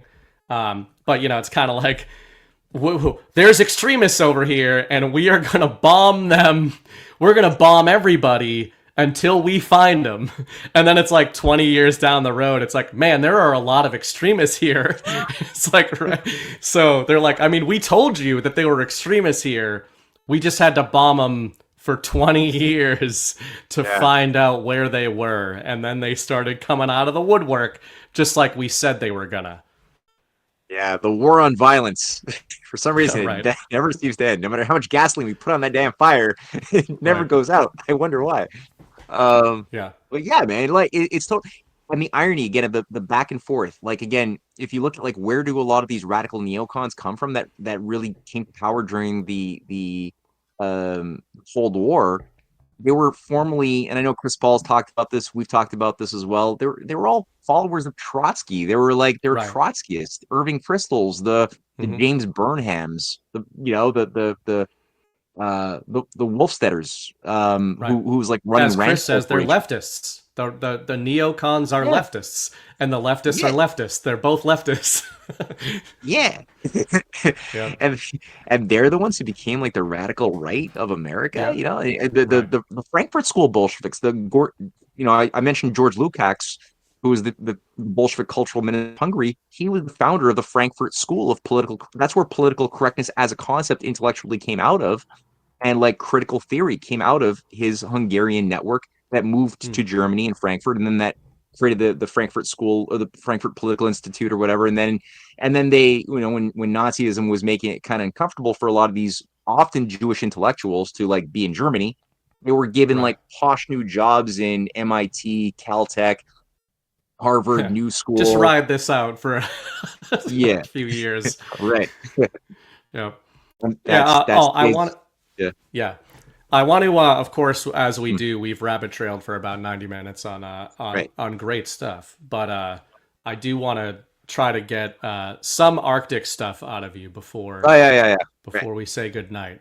This is all great stuff. Again, we'll do plenty of more shows on the controlled opposition dynamic. But I think it does loop in and sets us up well for this whole Arctic thing. So for me, as somebody who's kind of new to this story, I've told you before on shows, I've talked to the audience, like, I just became fascinated with Russia as part of that controlled opposition dynamic thing. Part of this was because I trained with Russians years ago. Then I noticed Trump and Putin being aligned, and I was becoming a Trump guy, and it made me re-examine the Putin story. So that took me into the 90s. But you wrote an article a couple of years ago on Badlands, and it was a lot of it was about these joint economic projects that were planned, in the past. I think you've talked about the Kennedy administration, but then you've gone way back beyond that to Civil War, pre-Civil War era. And that was for me, as somebody who I think coined the term sovereign alliance, or at least I talk about it all the time. And the Q drops referenced, whatever you think of those, they referenced this alliance between Trump and Putin. When you started talking about these almost partnerships in the Arctic between Russia and the United States, it was like a key for me going into a lock, because I had done research on the Tsars and on the Bolshevik Revolution, and just trying to understand, like, how did the Soviet Union shit all even come about, and why the timing, like, why did it come about? And I'm not saying it's all related to this research, but it feels big to me. It feels like a big why, a big like orbit of whys of why did the empire, use whatever term you want, the globalists, the Prussians, the collectivists, why did they do what they did with the Russians and maybe with the Americans in the Civil War of that same kind of 50-year stretch? When you revisit research about those partnerships at the time, and when you look at some of the news coming out of the Kremlin and occasionally flirted with out of the White House now of joint economic projects, how do you see all of it? It's a big question, but especially the past, just for this audience in particular, maybe kind of enlighten people as to the relationship between the Russians and the Americans at that time, like Civil War era, and maybe some of these projects that were being talked about that we are never told about. Yeah, I think so. I'll just say first, for people who really want to know this story, I'd suggest if you have the resources, pick up. I did a 4-volume book series called "The Clash of the Two Americas," and I did another 4-volume book series before that, starting in 2012, called "The Untold History of Canada," Volume 1 to 4, where where a lot of these discoveries kind of came together in a serious way. So that came first, those 4 books on Canada. Then I was able to expand it to the U.S. story, and a big jump off point for me that catalyzed my research originally back in 2007, when I would say that I really got the bug to try to figure this out, this jigsaw puzzle, was this whole battle around, like, why is Canada, you and I have talked about this in previous shows. It's like, why is Canada the only monarchy in Americas? Why? And it had everything to do with the battle to stop this U.S.-Russian alliance from happening at the end of the Civil War. Everything to do with the sale of Alaska to the USA and the attempted extension of rail that Lincoln had begun through British Columbia into the newly purchased Alaska, and onward into the broader Eurasia, where there was already the same people working to save both on the Russian and American side were also the same people negotiating and bringing in Lincoln's American system of political economy through state banking, like the idea, the concept that they don't even teach in school anymore, but that was like practiced back then, of productive credit that would be emitted by this network of state banks to provide entrepreneurs, business people, loans for building very specific things that would be conducive to a general vision for the society as a whole. So both the general welfare of the society collectively as a whole would benefit, at the same time as you incentivize individual initiative, spontaneity, ambition of the personality of the individual. So you don't get this Marxist versus libertarian dichotomy of, you got to be either for the whole and forget about the part of the individual, or you got to be all about the individual and forget about the whole. False dialectic. In this case, this healthier tradition harmonizes both. And so that was spreading, and the people who were doing it were really bright. They were super smart. You could read the writings. You could read the writings of Count Sergei Witte in Russia as an admirer of Lincoln. And you could read the writings of a lot of the German and French admirers of Lincoln who were bringing this into those countries too and getting assassinated, in many cases at least. So all that to say, that really pieced this missing a lot. It resolved a lot of dissonances in my mind, a lot of paradoxes that I couldn't resolve. It became resolvable. Like you said, it was like a master key that pieced so many things together. And I would say, so I started getting politically active around 2006 with the LaRouche organization that I volunteered with for about a decade from that point on. And that was one of the biggest polarizing things for me, was that Putin came to the United States in, I think it was September of 2007, early on, and he offered to build the Bering Strait Tunnel. He basically said, and this is covered on Russia Today back in those days, and he offered to George Bush and Cheney, saying something like $60 billion, he said, would be covered by the Russian side if you guys cover the rest, which would be maybe $30 billion from the West, to start building the tunnel, doing the feasibility studies. It's only a gap of about 100 kilometers between Russia and the USA. And actually, because there's two little islands in the middle of the Bering Strait. One is the big and the other is the little Diomede. One is Russian, one is American. There's actually only a 4-mile difference separating Russia and the United States. They're very close. And so that tunnel, which was already being discussed, Lincoln had passed a bill or he was about to sign a bill that had already been passed in both houses of Congress in 1864. And he had announced the building up. This is before Alaska was even sold to America. He had already announced the building up of telegraph lines that would extend through the Bering Strait, that would accompany later on rail development. So this has been a long-standing idea that Putin was reviving, and a few of my colleagues at the time decided to take the opportunity to initiate a conference in Ottawa. So I got a chance, my sort of schooling, I guess my real schooling, was to try to understand this as much as I could, because I had to go into meetings with members of parliament.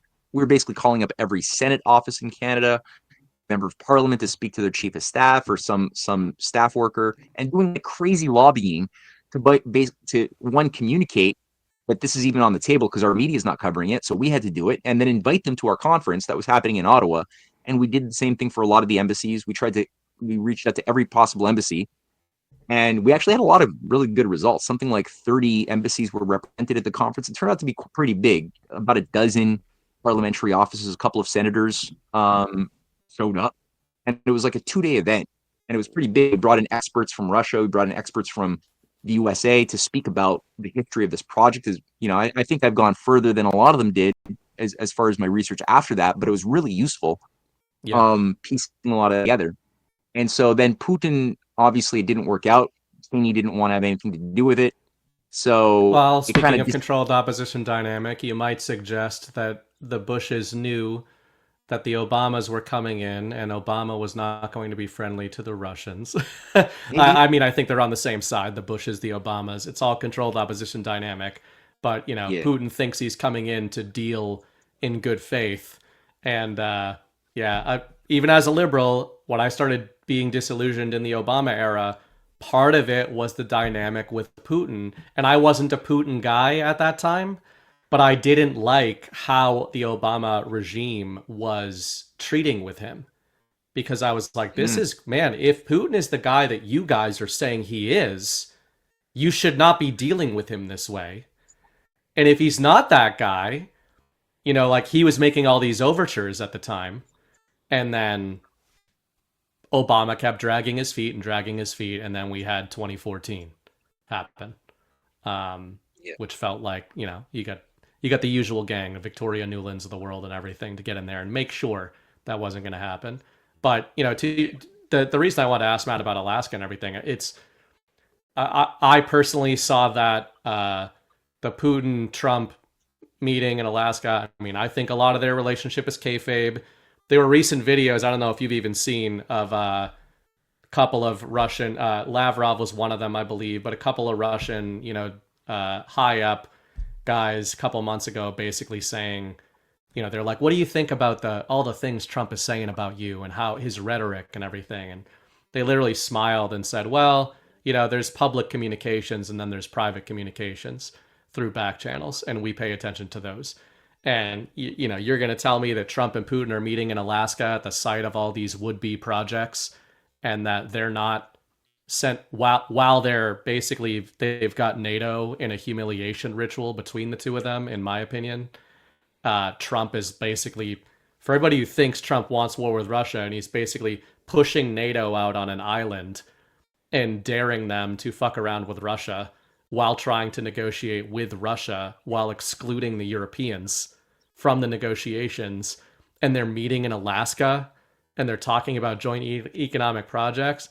So your research to me implies that part of the reason I'm so encouraged by the Trump-Putin dynamic, and that I don't doom out about it, is because a lot of the signal buried in the noise between them, in my opinion, is hearkening back to a lot of these things that you've unearthed of our previous history.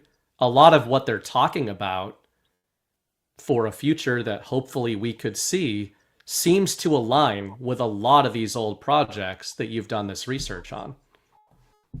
Yeah, well, that's what it's so interesting about the position that's come up, especially since Trump met with Putin in Alaska. And we were not told about a lot of the details, nor should we have been, because if you start showing all of your cards, well, it's a bad way to play poker. But since then, we've seen an increased orientation around narratives that are being given to the population to prepare the mind to the idea of the Bering Strait Tunnel. Kirill Dmitriev released a certain set of images to Anna Polina Luna, who I don't trust at all as a human being. Yeah. But that being said, these images are pretty useful because they came out of the Russian JFK dossier that the Russians had been trying to get to the Americans for a long time, with no desire to be heard whatsoever. And then finally, now there's at least a desire, and he put a lot of emphasis on this one particular page that was sort of a sketch by an American civil engineer in 62 or 63 called the Kennedy-Khrushchev Peace Bridge, that he said this should be called now the Trump-Putin Peace Bridge. Yep. And it forced a nice discussion in the population as a whole, and even mainstream media now is forced to touch upon something that they've been trying to ignore for a long time. This is something even the Chinese had endorsed back in 2014. Right. If you look at all of the Chinese mainstream, like state-sponsored media, they were promoting this heavily in 2014-15 based on a U.S.-China-Russia alliance around the Arctic. That's partially, I think, what informed Chinese what became known as the Polar Silk Road, as the Arctic expression of the East-West Silk Road rail corridors and seafaring corridors. There's a northern branch that has fallen out of favor over the last 2-3 years, but I think it's still in play.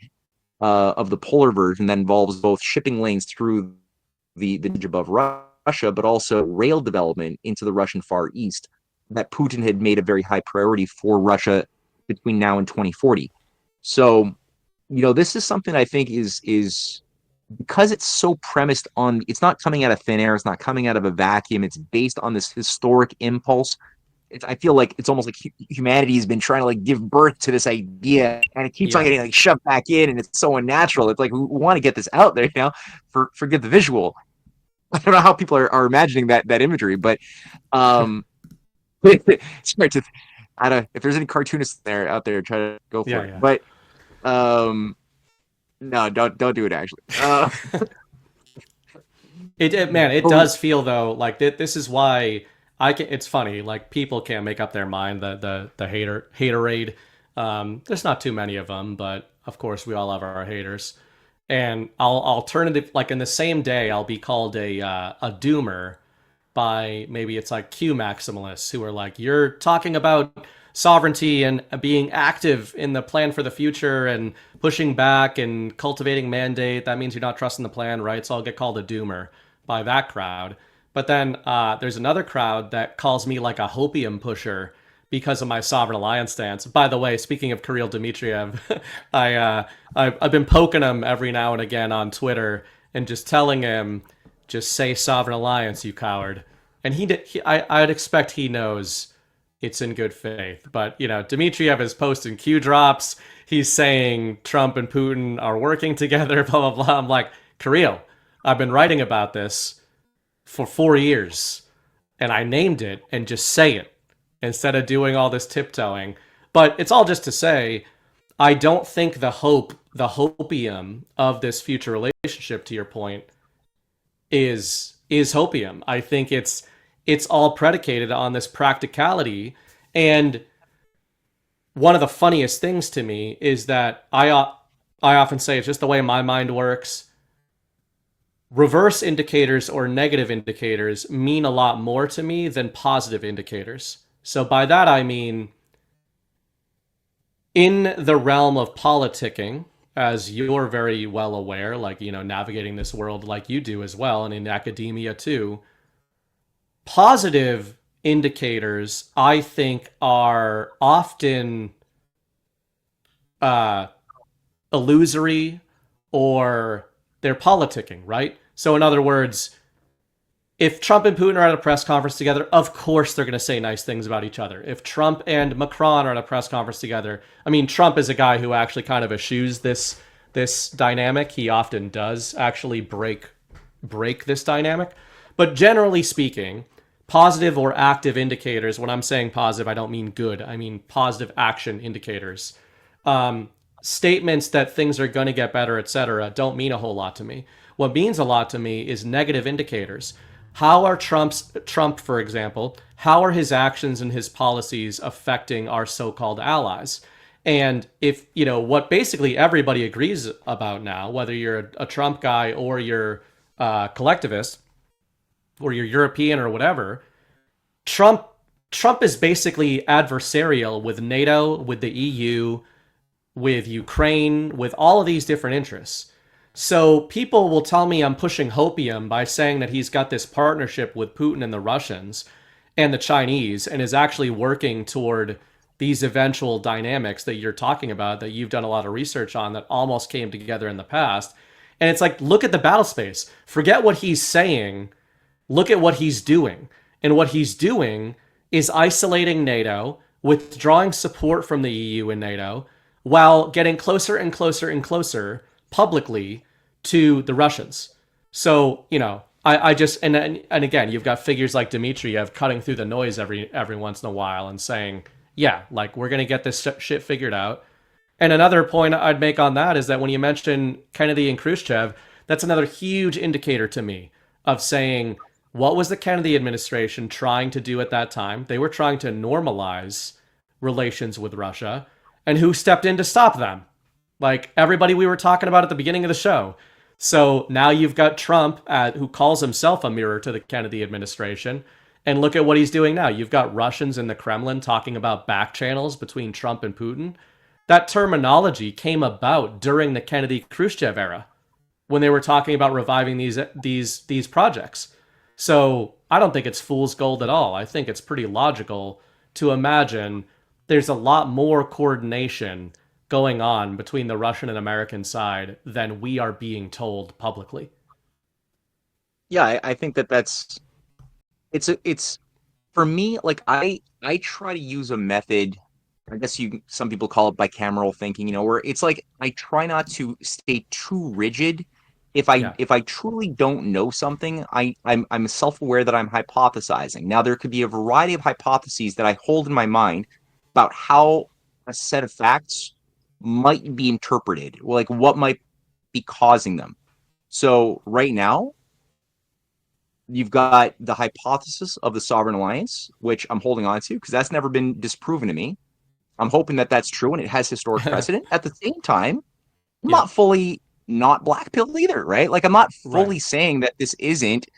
I couldn't say for sure that this isn't a game within a game. It would piss me off if it was. It would suck.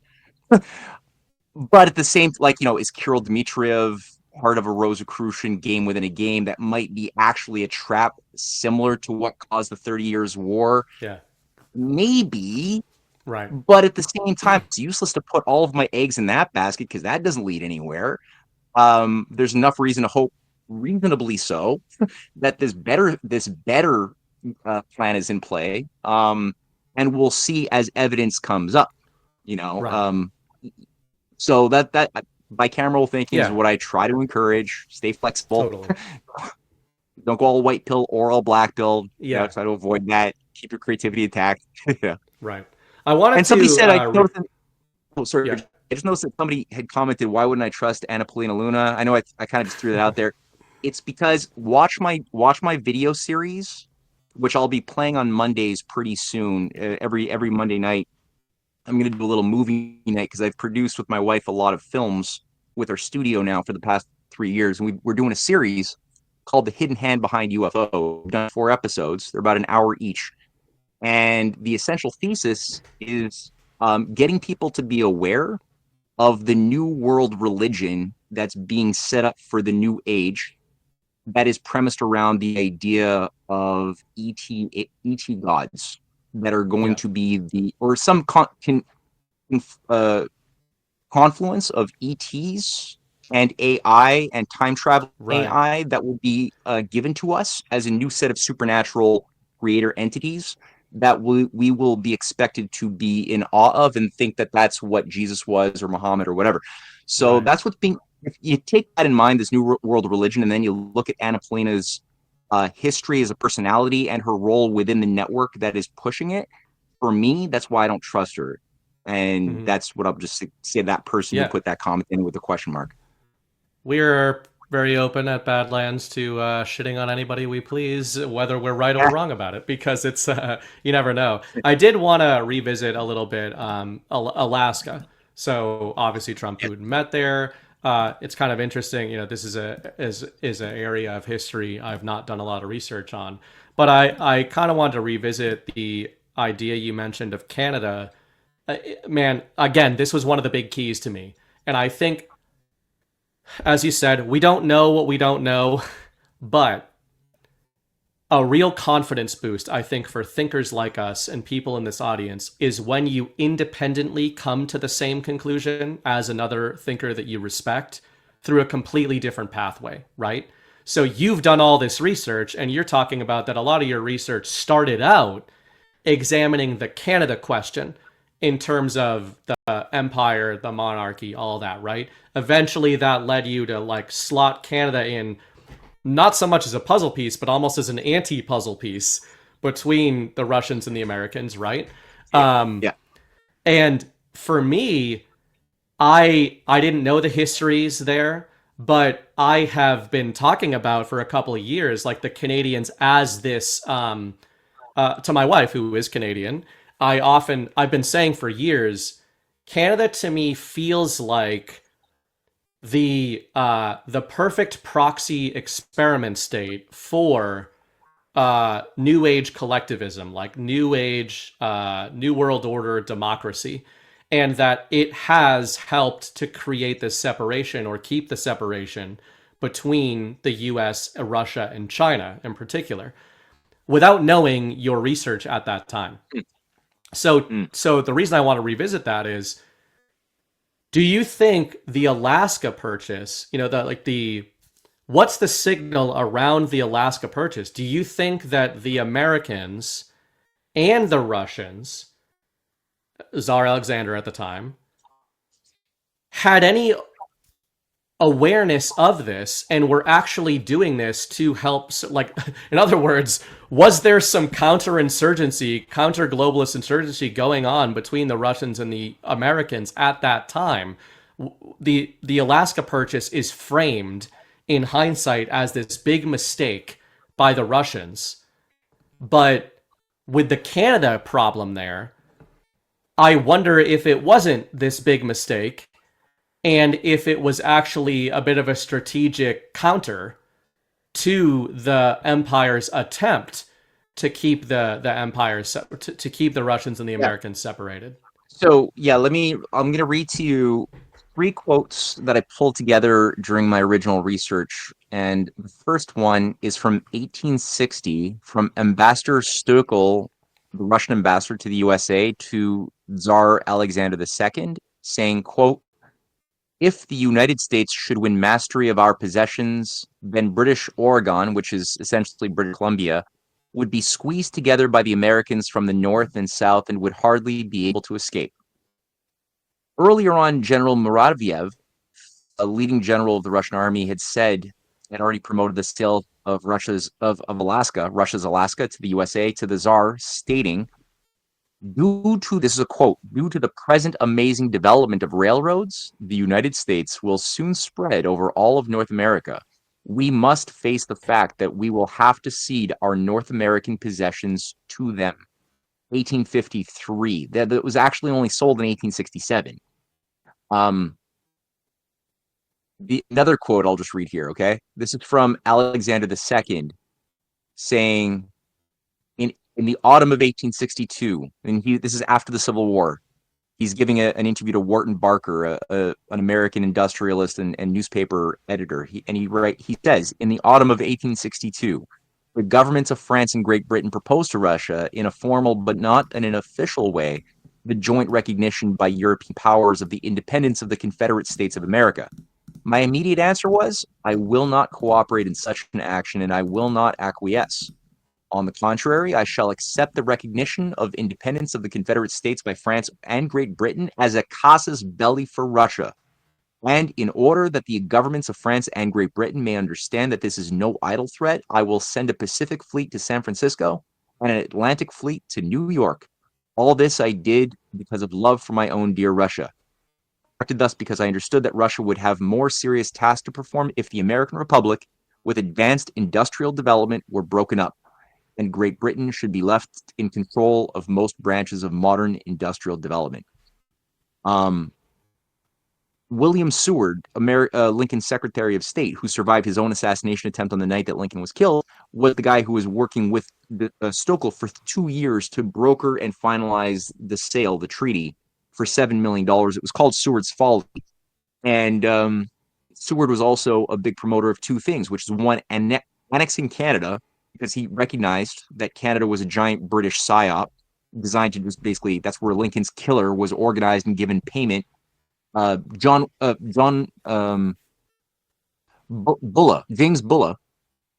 was the head of Confederate intelligence for Europe. He's the guy who brokered the deal for the English to manufacture and then give these warships like the SS Alabama to the Confederates.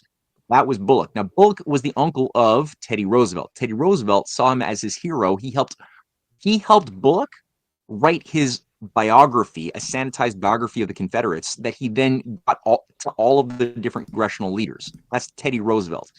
Now, Bullock was caught in, like, this is actually known already now for about 80 years, giving wire transfers from London through his own Confederate funds to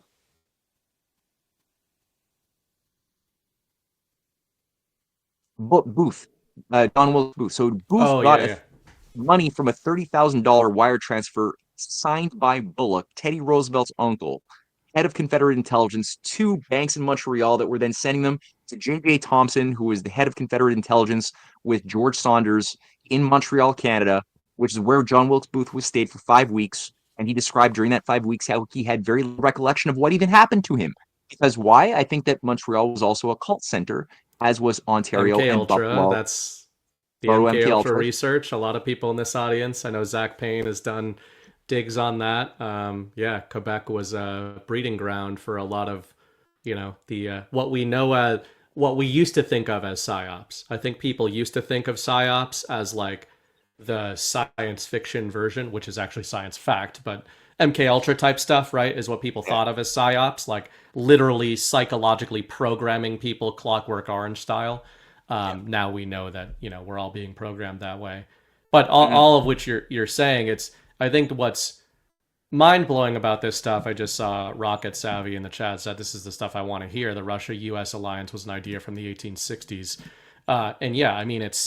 It's again, using a negative indicator, it's like, if you're not sure how active or positive the intention of the alliance was, what you're quoting out of the Russian side at that time is a recognition of the mutual enemy, which really, my framing of the Sovereign Alliance and when I named it in the Righteous Russia series, that was my framing. The terminology I use is often framed as positive and it's alliance based, etc., active. But my opinion is that it's a defensive, it's a preemptive alliance. It's a mutual enemies alliance, more so than the Russians and the Americans are best friends and need to join together, right? Like, I think that's less it. And I think it's more, we got to fucking do something about the globalist cartel. And to your, it kind of sounds like that's exactly the dynamic that was going on from the American Republic side and the Russian side at that time, of being like, hey, we may work together, we may not, but the empire is a problem for both of us, and Canada is a keystone in that problem, which is kind of interesting. Yeah, and I mean that's the proximity of the Russia sale in March 1867 to the creation of the Canadian Confederation. So that's another polemic I've often used, and I realized that the British didn't have one anti-American confederacy in play in the 1860s. They had two, and one of them succeeded, one of them failed. So the Southern Confederacy failed. The Northern Confederacy, since Canada is confederate, that's where the British North America Act came into being, that was signed into act in London in July of 1867. So it was a big race around that because it was known that the forces, including the pro-Lincoln forces in Canada, were working very hard to collaborate to make this happen. Either use Britain's weakened stance after the Civil War and America's very strong position to either allow Canada to become its own republic or to just join with the United States as Seward and Charles Sumner had. And if not, you had British Columbia, which had a huge annexation movement. They were being strained heavily. And the only commerce that British Columbia had was with California. They didn't have any commerce with the East Coast colonies, way on the Pacific side. And the annexation movement was very clear that they recognized that their only future was in having rail from the United States extend through and bring commerce and everything else, which would have brought it right into Alaska.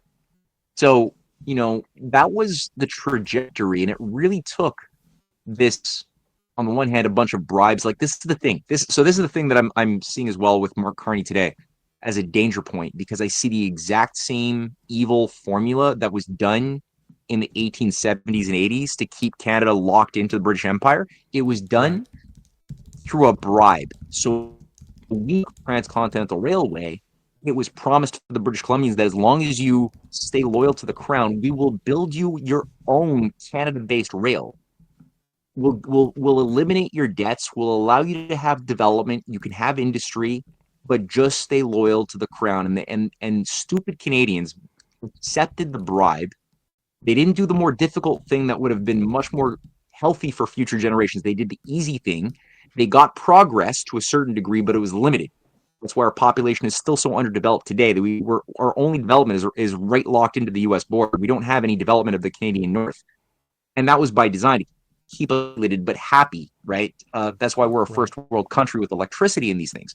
Now, does that mean that having electricity and having a rail line was bad? No, it was good, but it was the British Empire allowing a lesser good prevent a higher good from happening, right? To keep us locked into the game board so that they could sabotage the thing a little bit later down the line. And that's what I see right now with Carney having been brought into play. What he said is to, he's ideologically green, anti-growth. That's his religion. You can read his book, Values.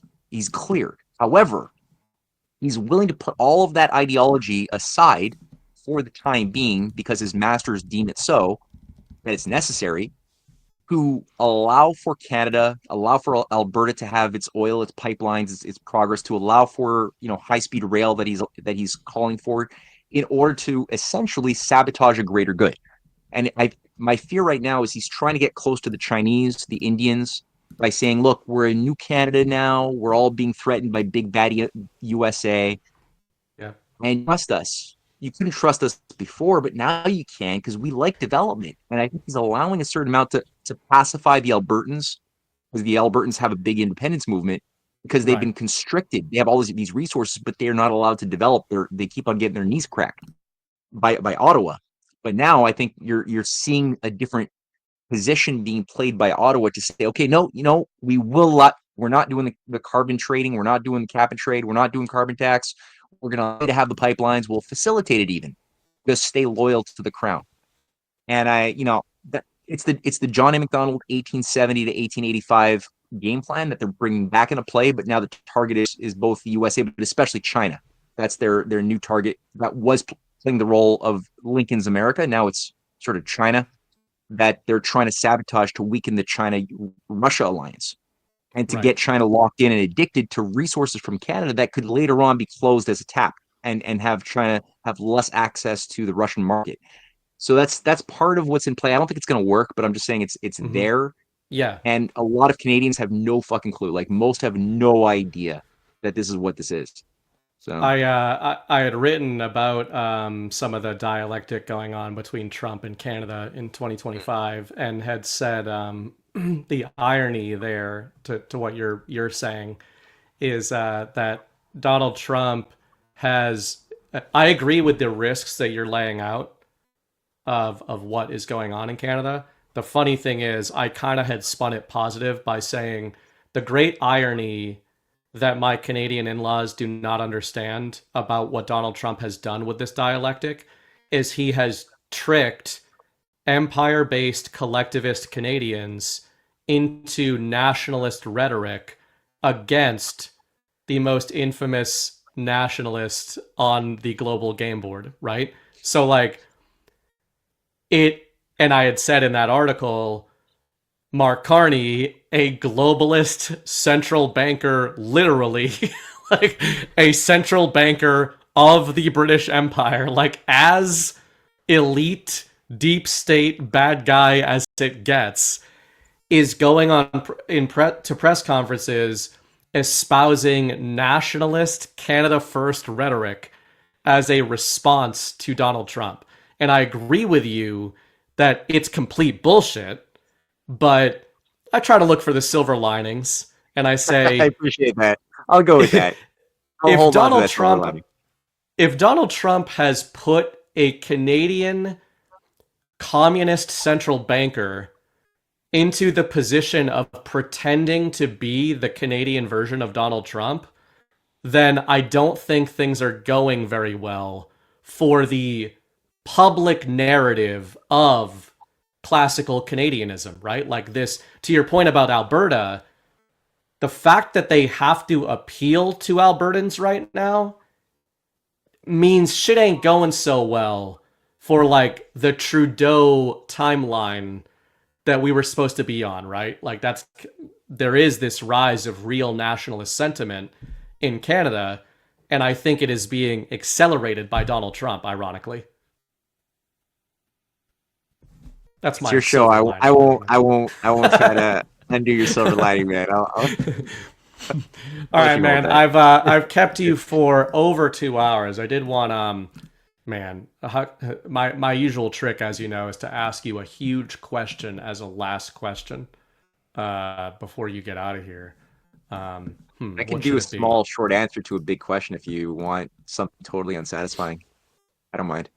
Hey, I'll keep you here for another hour if you want, but I'll leave you with a big question so you can answer big, small, somewhere in between, whatever you want to do. So we've been talking about, I write about the Sovereign Alliance a lot. You talk about a lot of this history of, I would characterize that as a similar framework that almost happened in the late 19th century. Mutual enemies, mutual empire of enemies, and republics that were kind of trying to give each other hands. You might even suggest that maybe if the Sovereign Alliance was more direct at that time, we could have avoided a lot of these issues, right? Like maybe if the Russians and the Americans were more unified, they could have stood a better chance against all the against all the subversion. All of which is to say, though, to spin this to include China in this. You've been doing all this research on the Arctic. You know a ton of history of all three of these nations. I think on a practical level, it's interesting to look at what Donald Trump is doing. This question sucks, I know, in terms of how I'm framing it, but 2025, one of the big storylines has been Donald Trump and these trade wars, right? He's essentially breaking what we have been told is modern trade, the rules-based international order, all that kind of stuff, right? And my opinion on that is that ironically what Trump is doing, even with his tit for tats with Russia and China regarding trade, is actually kind of accelerating us toward the very multipolar vision that Putin and Xi Jinping promote. And when you look at the Arctic, do you see the Arctic as a existential threat to globalism as we've known it? And by that I mean the economic model of globalism. If we do get, forget sovereign alliance, forget all that, just pure economics. If we get this real area of cooperation that would have to include the US, Russia, and China de facto in that region because of the geography, would that break a stranglehold that the globalist empire has wielded essentially by controlling all trade running through the Atlantic and Europe and everything. It would, yeah, I know it that's definitely would. not meant to be a leading question, but that's part of what I've been looking at in terms of the economic framework. Well, the way I see it is like the way globalization has been wired is there's a very certain strict. When would you say that globalization began in your mind? How would you what's a jump on point you would go to as like one of those important, like probably around this time? From the American perspective, my layman's answer would be the 70s, but I think it accelerated in the re-accelerated in the 90s. I have been a little black-pilled in hindsight on I almost got white-pilled on the Reagan era. I was like, oh, well, if Trump's good, maybe Reagan was good. And maybe he was, but, you know, I've been corrected on some of that because Reagan didn't necessarily do as much to harm globalism as we've been told he did. But it feels to me like 70s was big globalist push in the U.S. and the 90s with the Clintons in particular, the Bush Senior and the Clintons. But curious what you. I think you're right to go to the 70s. Most people wouldn't do that. They would go to the 90s. They would go maybe to the Reaganomics of the Austrian school 80s, but they wouldn't go to the 70s. And I think you're correct. That I think the same.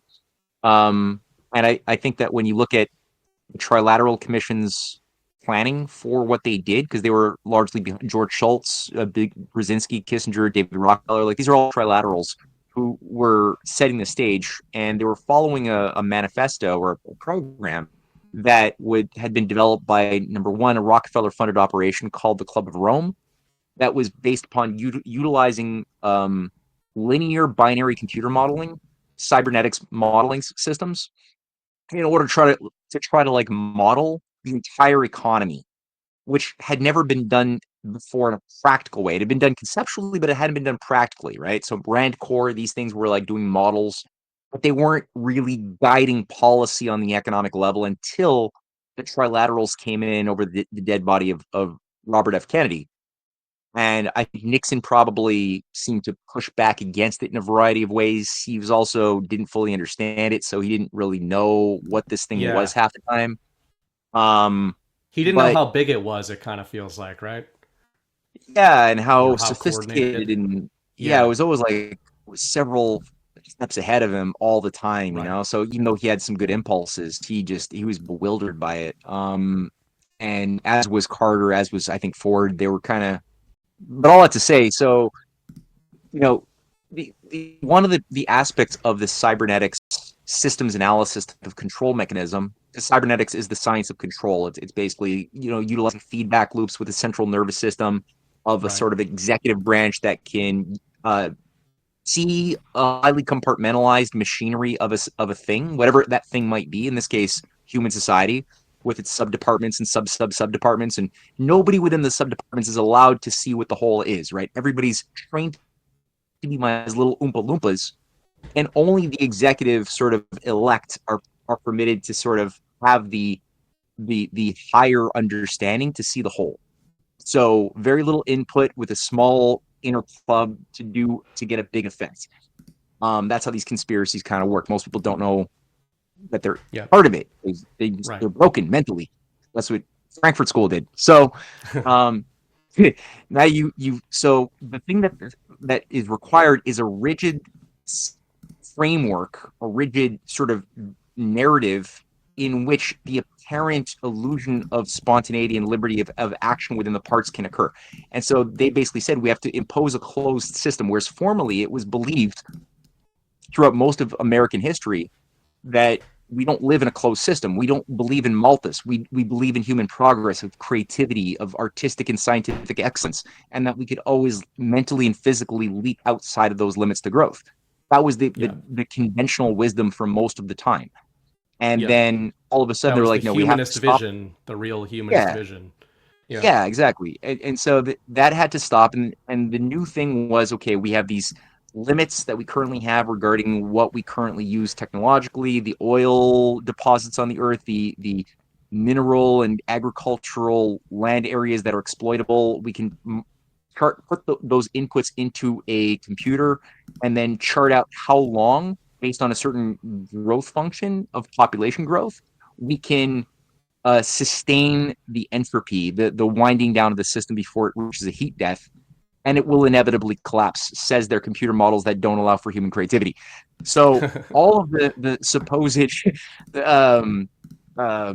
private enterprise and everything else, the buying, the selling, the stock market wheels and deals of the futures markets and the spot markets, the speculative derivative contracts that appear to be capitalism are not actually capitalism. They're bounded by this strict closed that doesn't allow people to leave the limits of the game board. It's a very game theory system. Yeah. You can't break the rules of the game. Everybody has to play by the limited rules.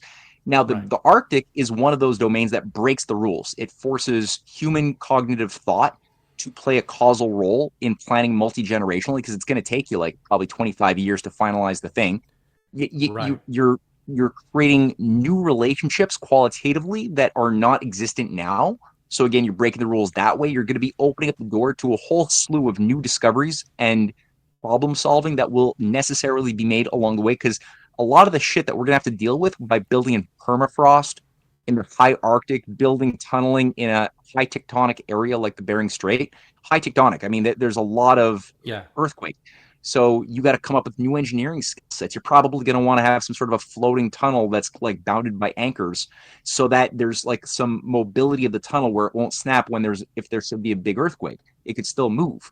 But that's something we've never done before. So we just know it sort of conceptually, but that's going to have all sorts of spin-offs into the civilian sector that you can't even imagine. Yeah. So like a new space race, basically. In terms of the technological impact, maybe. Totally. Yeah, exactly. And at the same time as you're opening up the Arctic, you're going to be also getting discoveries along as you're building science cities and things in the Arctic that will happen. Dome cities that are going to probably be nuclear powered, because that's really efficient. You're going to also be learning how to live off the land in a way that will benefit space explorers as well, in a very hostile terrain, which the Arctic is, and so is the moon, and so is Mars. So over time, you're going to be able to feed a lot of these lessons into what you're doing, all the new international space stations that are going to replace the current one. You're going to do all of these things, right? That'll open up the doors to new platforms that we can always creatively build on. And in that context, things like AI, I think, can serve a really positive, useful service to the species instead of being our dystopic, managers of the human herd. Yeah. I refer to AI as a human extender, and I try to say that as an objective term of saying that's good or bad, right? It's a human amplification technology, a force multiplier, potentially an exponential force multiplier, but that is good or bad. It's either very, very good or very, very bad, I think what doesn't come into this conversation a lot is that it can be both at the same time, right? Like it depends on who's using it, and probably both groups are using it at the same time for opposite intentions. Yes, and that's where I think if you have a stagnant society as a closed system, then the AI will always necessarily be used to maintain the closed system, which is maintain the stasis, which is manage the human herd by giving us better ways of turning our minds off and, giving us better forms of entertainment or whatever else. Not even better, just simply more entertainment that we adapt to as it becomes actually more mediocre in time, that we don't even notice that AI replacing human musicians and content creators. We don't even notice quality dissipating because we just adapt to the mediocrity over time. And so that would be but if you have always a plan to go to the next horizon, the new frontiers, as JFK called his policy, right? New frontiers. If that's your Dow, and you're always leaning into like, well, what's the next thing we need to figure out as a society, which is always going to be transgenerational.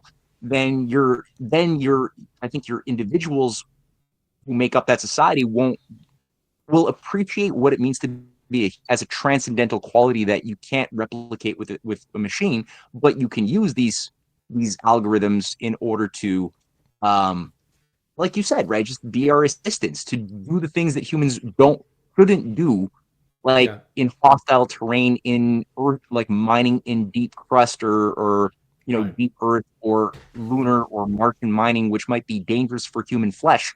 But you might want a thinking machine to figure things out, or maybe some automated systems to build a dam that you don't want to like waste people's times with. You could do these things. So you just always have to have the mind as active, and the Empire doesn't want us to have an active mind shaping human society. They want us to just remove our thinking and basically let the wannabe gods of Olympus do the thinking for us. Man, it's funny that answer did not go where I thought it would, and in a very good way in terms of the art, because I was thinking about the economic impact, and not economic impact, I should say. I was thinking about the economic, almost pincer move that the Arctic Alliance would leverage on the current rules-based order, which you started with. But I love where you went with that.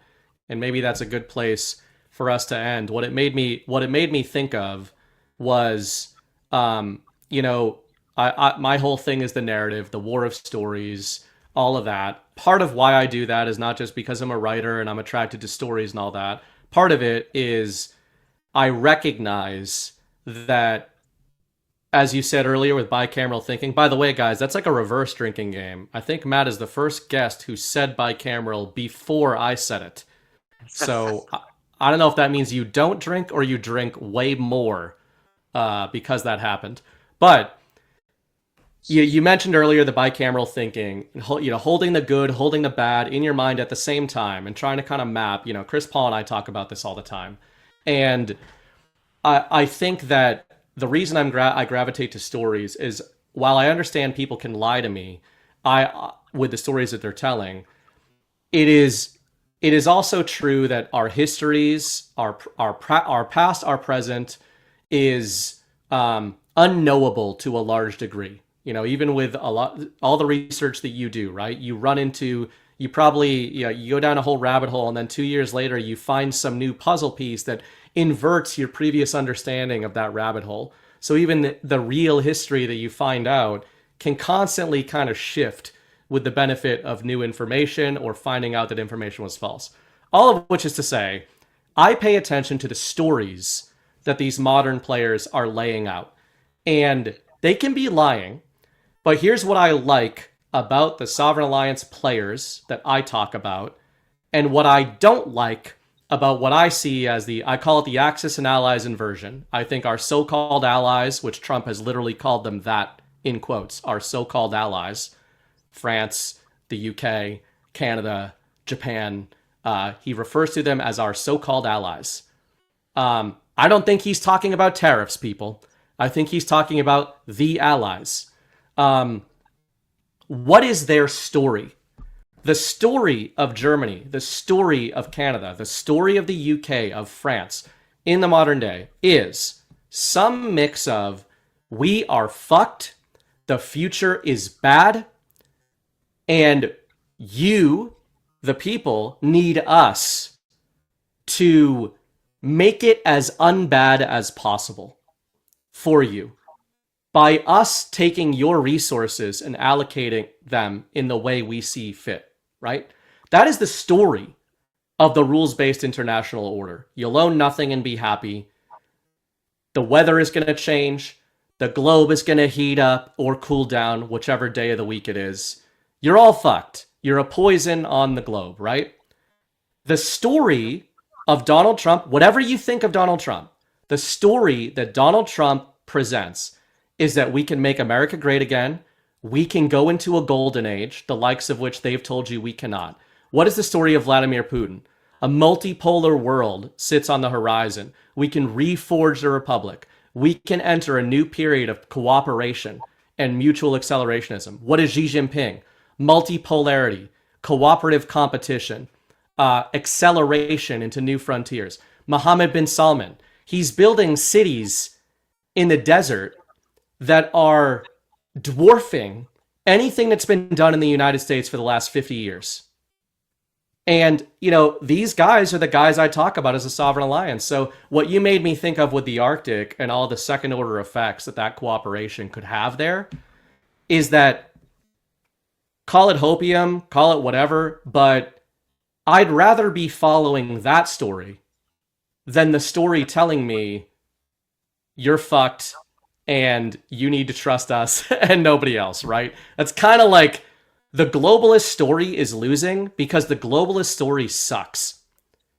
And the sovereign story is winning because the sovereign story, I think, is the human story. So it doesn't mean bad stuff isn't going to happen along the way, but I guess that's generally when you see these joint economic projects, if, to your earlier point on the bicameral thinking, if and when we start seeing real movement on joint projects between the US, Russia, and China, I think that would be the biggest actual proof that the future actually could be as bright as what you were just laying out. Exactly. Yeah, no, I think that that's it. And when the proof is in the pudding, right? And I mean, if I see something really, really good happen as an action, I will support and that'll win over more of my hypothesis, my tendency to the good, right hypothesis. And as soon as I see really bad things happening, that'll lend more credence to my more negative hypothesis, and I'll act accordingly in time. But we'll see. Right. Yeah. No, I appreciate well, Matt this, and I are going to announce, Matt doesn't know this, but I am announcing joint economic projects between Matt and I. If they fuck it all up in the Arctic, like we can just crowdfund it, right? Rumble rants, easy. Badlands boosts, buy the books, all that kind of stuff. So we'll figure it out no matter what. But thanks for joining the show, Matt. I think it was another great one. Have to have you back for a million more of these. Can you tell people where to find your stuff, specifically on this topic? You were talking about your books earlier. What's the best place for people to find that stuff? I guess the easiest way would be to go to canadianpatriot.org, and you can find in the main menu section like books, and there's like a little slidey bar banner thing where one of those images that you'll see is watch our movies, and most of the movies are freely available. I'd say also my Substack is pretty youthful, I hope, and we just released a film actually last week called Edgar Allan Poe's Final Mystery: A Tale of Two Murders. It's a new thing that comes out of my Revenge of the Mystery trilogy. And it's the story of what Edgar Allan Poe was actually doing with his stories and with his poetry, and with the Society of Cincinnati that he was also a member of, doing battle with a certain occult penetration of America that I go through in that film. And that's available on Substack right now. But it's behind a $5 paywall, but it's $5, So if you want to watch a movie, there's that. It takes a lot of time. It's tough being in this space, right? Because you feel gross asking for money. We do most of our stuff for free. I didn't produce a book for free, you got to pay money for that. But it's tough because it doesn't, for people that find value in what we do, and our audience is very generous, but, we still get hit with those kind of complaints. And it's like people that enjoy the shows and they enjoy the content. Like, how many hours do you think goes into being as retarded as people like us can get about things? Like $5, guys. It's a cup of coffee. So we appreciate the people who do subscribe to us. I said Matt contributes to the Badlands Substack. If you guys subscribe over there, you're helping the Substack team. But we all have individual platforms as well. One of the things that's been great about John for years is that he has always encouraged everybody at Badlands to not only do their own thing, but to promote their own thing as well. So support Matt's Substack. What's the URL for that? Is it Matt Ehret? Yeah, I've got it here. It's matthewehret.substack.com. Good stuff. When you guys, for my opinion, buy books, do all that kind of stuff. But if you guys are looking for one of the best ways to support independent content creators, Substack is one of the best platforms for it. They're just, they really take very low fees compared to a lot of other platforms. So far, I have seen very little cancel culture behavior out of Substack that we've seen on many other platforms. So it's a great way to support Matt and to support pretty much most of the people at Badlands have their own Substack going. So, all right, Matt, thanks a lot. Thanks for joining the show. I will see you next time. And I don't know. we'll figure out what those joint economic projects are. Only if I was wrong about the Sovereign Alliance. But okay, well, it could be some form of a comic book or something, or we'll make it work. Okay, yeah, all right, man. All right, Matt. But the Sovereign I'll talk to you Alliance is later. going to save the day. It's fine. Okay, bye. Yeah. Oh, I took myself out of my own show. I will hang out with you guys for about a half hour here. I'll take you into Q After Dark. Q After Hours. Is that what it is? Q After Hours. My brain keeps wanting to say Q After Dark, and I think that they should rename it that. Maybe sexual undertones. Might be a little weird for some people. But also a little spooky. I just think, workshop it. They can workshop it, but I think it's better than Q After Hours in terms of that name. I'll take you guys up to that. We'll screw around a little bit. I have to take a very short break. If I am not here in 1 minute, I will be back. So don't freak out about it. But thanks a lot to Matt Ehret for joining the show. I hope that was a good one for you guys. And please, by the way, I always forget to ask, like the show if you like conversations like that.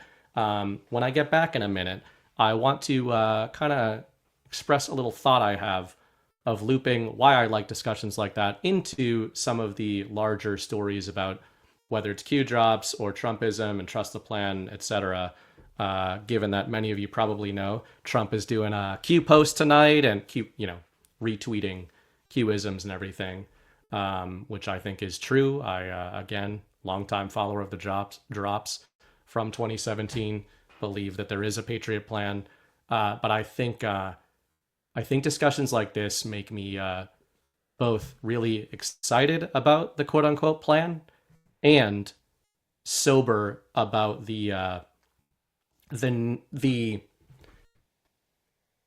express this out when I come back. I think it's both hope and what Matt was saying, bicameral of some realism in there too that I think is necessary. Otherwise, listen to us sell you some tallow. Before skincare went synthetic, people used something simple, something real, tallow. Grass-fed and finished beef tallow is packed with vitamins A, D, E, and K. Nutrients your skin actually knows what to do with. It locks in moisture, restores elasticity, and defends against winter dryness. No water, no preservatives, and no BS. Unlike plant oils or chemical creams, tallow mimics your skin's own structure. Elbows, hands, knees, post-shave, anywhere your skin's crying for real moisture. Perfect for gifting or keeping your own skin soft when the cold hits. Visit softdisclosure.com and use promo code Badlands for 15% off. Ancient Care, modern truth. Soft disclosure.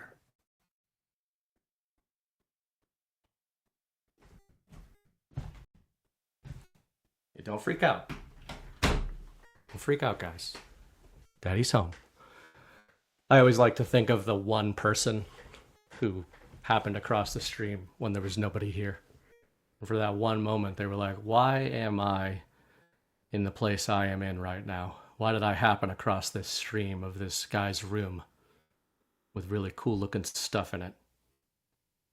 I don't know why you ended up there. Another sponsor I wanted to shout out is our friends at Rise Attire, who have a pretty perfect little product line in keeping with the theme of tonight's show. What is the Sovereign Alliance? The Sovereign Alliance are a collection of leaders and countries that are aligned not in the vision for their countries, but against a vision that has been thrust upon them. I believe that the Sovereign Alliance is less a battle for something and more a battle against something. They are against globalism, collectivism. They are against the rules-based international order. Sovereign Alliance, the latest addition to Badlands Rise merch, available now at badlandsmedia.tv/rise. Get your Sovereign Alliance merch, guys. Some good shit. It's real, by the way. Matt and I aren't going to have to save the Arctic by ourselves. We are willing to, but I don't think we're actually going to have to. So the thought I wanted to finish there was that I think it's funny. It's bicameral It's bicamerally encouraging and sobering. I'm not going to use the word discouraging. I think it's sobering. When you look at the 1860s, I think it, with Matt's research and commentary, some of the stuff that I've been putting out there, Ghost as well, you start to see that while this audience, while a lot of us focus on, man, the deep state, the cabal, the dark powers of the world have gone back a long ways. Any rock you turn over in this world, you start finding the strings connecting to this and to that and to this other thing and to this other group and this other network, and they're all collectivists, right? The dark forces in this world have been coordinating for a long time against us, but there have also been moments in history that I think reflect the current moment more times than we know. In other words, most of you guys are here because you believe that there's a plan, whether you came in through the Q drops or through the MAGA movement or whatever it is. You think that there's a plan, meaning a counterinsurgency against the insurgency, against the deep state. Donald Trump's among the leaders here. Some of you have followed me down these rabbit holes of saying that there's such a thing as a sovereign alliance. Trump is not alone. The Q drops obviously referenced that. It's all very positive, right? And sometimes we at Badlands, not all of us, but some of us, can take some flack. I think myself, Chris, and John are the poster children for this, apparently. But of being a little bit more sober about saying, hey, can't take your foot off the gas here. And then people can accuse us of, oh, you're not trusting the plan, you're not doing whatever. Well, this isn't the only time there's been a plan. I think that we are doing a disservice to use the American founding and the American Revolution as an example here. I think we do a disservice sometimes to the founding fathers by talking about that period of time as like just this kinetic operation and this kinetic counterinsurgency, this political maneuver, it was against taxation without representation, blah, blah, blah, blah. The more you look into that stuff, I've actually had a lot of conversations with G-Money about this, Bitcoin, and how similar that decentralized network was to what the founders were doing. We've talked about on this show in recent months and at recent Badlands events and Guard events, the idea that the founding fathers were never fully unified, ever, ever, ever. Some of them were fucking killing each other. And that friction was a feature of what they were doing and not a bug. But in the context of this conversation and trust the plan, don't trust the plan, etc., there was a lot of periods in history where a plan, a sovereign, good white hat plan, was coming together organically. Some people were more read in on it, right? Like during the Revolution, we're talking about the founding fathers. There was figures that we come to know now, the Jeffersons of the world, the Franklins of the world, the Washingtons, the Adams, who were, maybe they were the less than 10 of that era, right? Those are the guys we remember. Those are like, they were working on this fifth generation, not even fifth generation, but like this fifth dimensional plan. They were thinking well beyond the British Empire. They were envisioning a world, a republic that we had maybe not seen since Rome or had not seen at all. That took vision, that took coordination, that took this white hat plan to accomplish. But there was all these setbacks along the way. And then even though they largely accomplished their goal, I would say most of us would agree early on, we then had the War of 1812. We then had the Civil War. We had World War I. We had World War II. Like, obviously, things haven't been going so hot, right?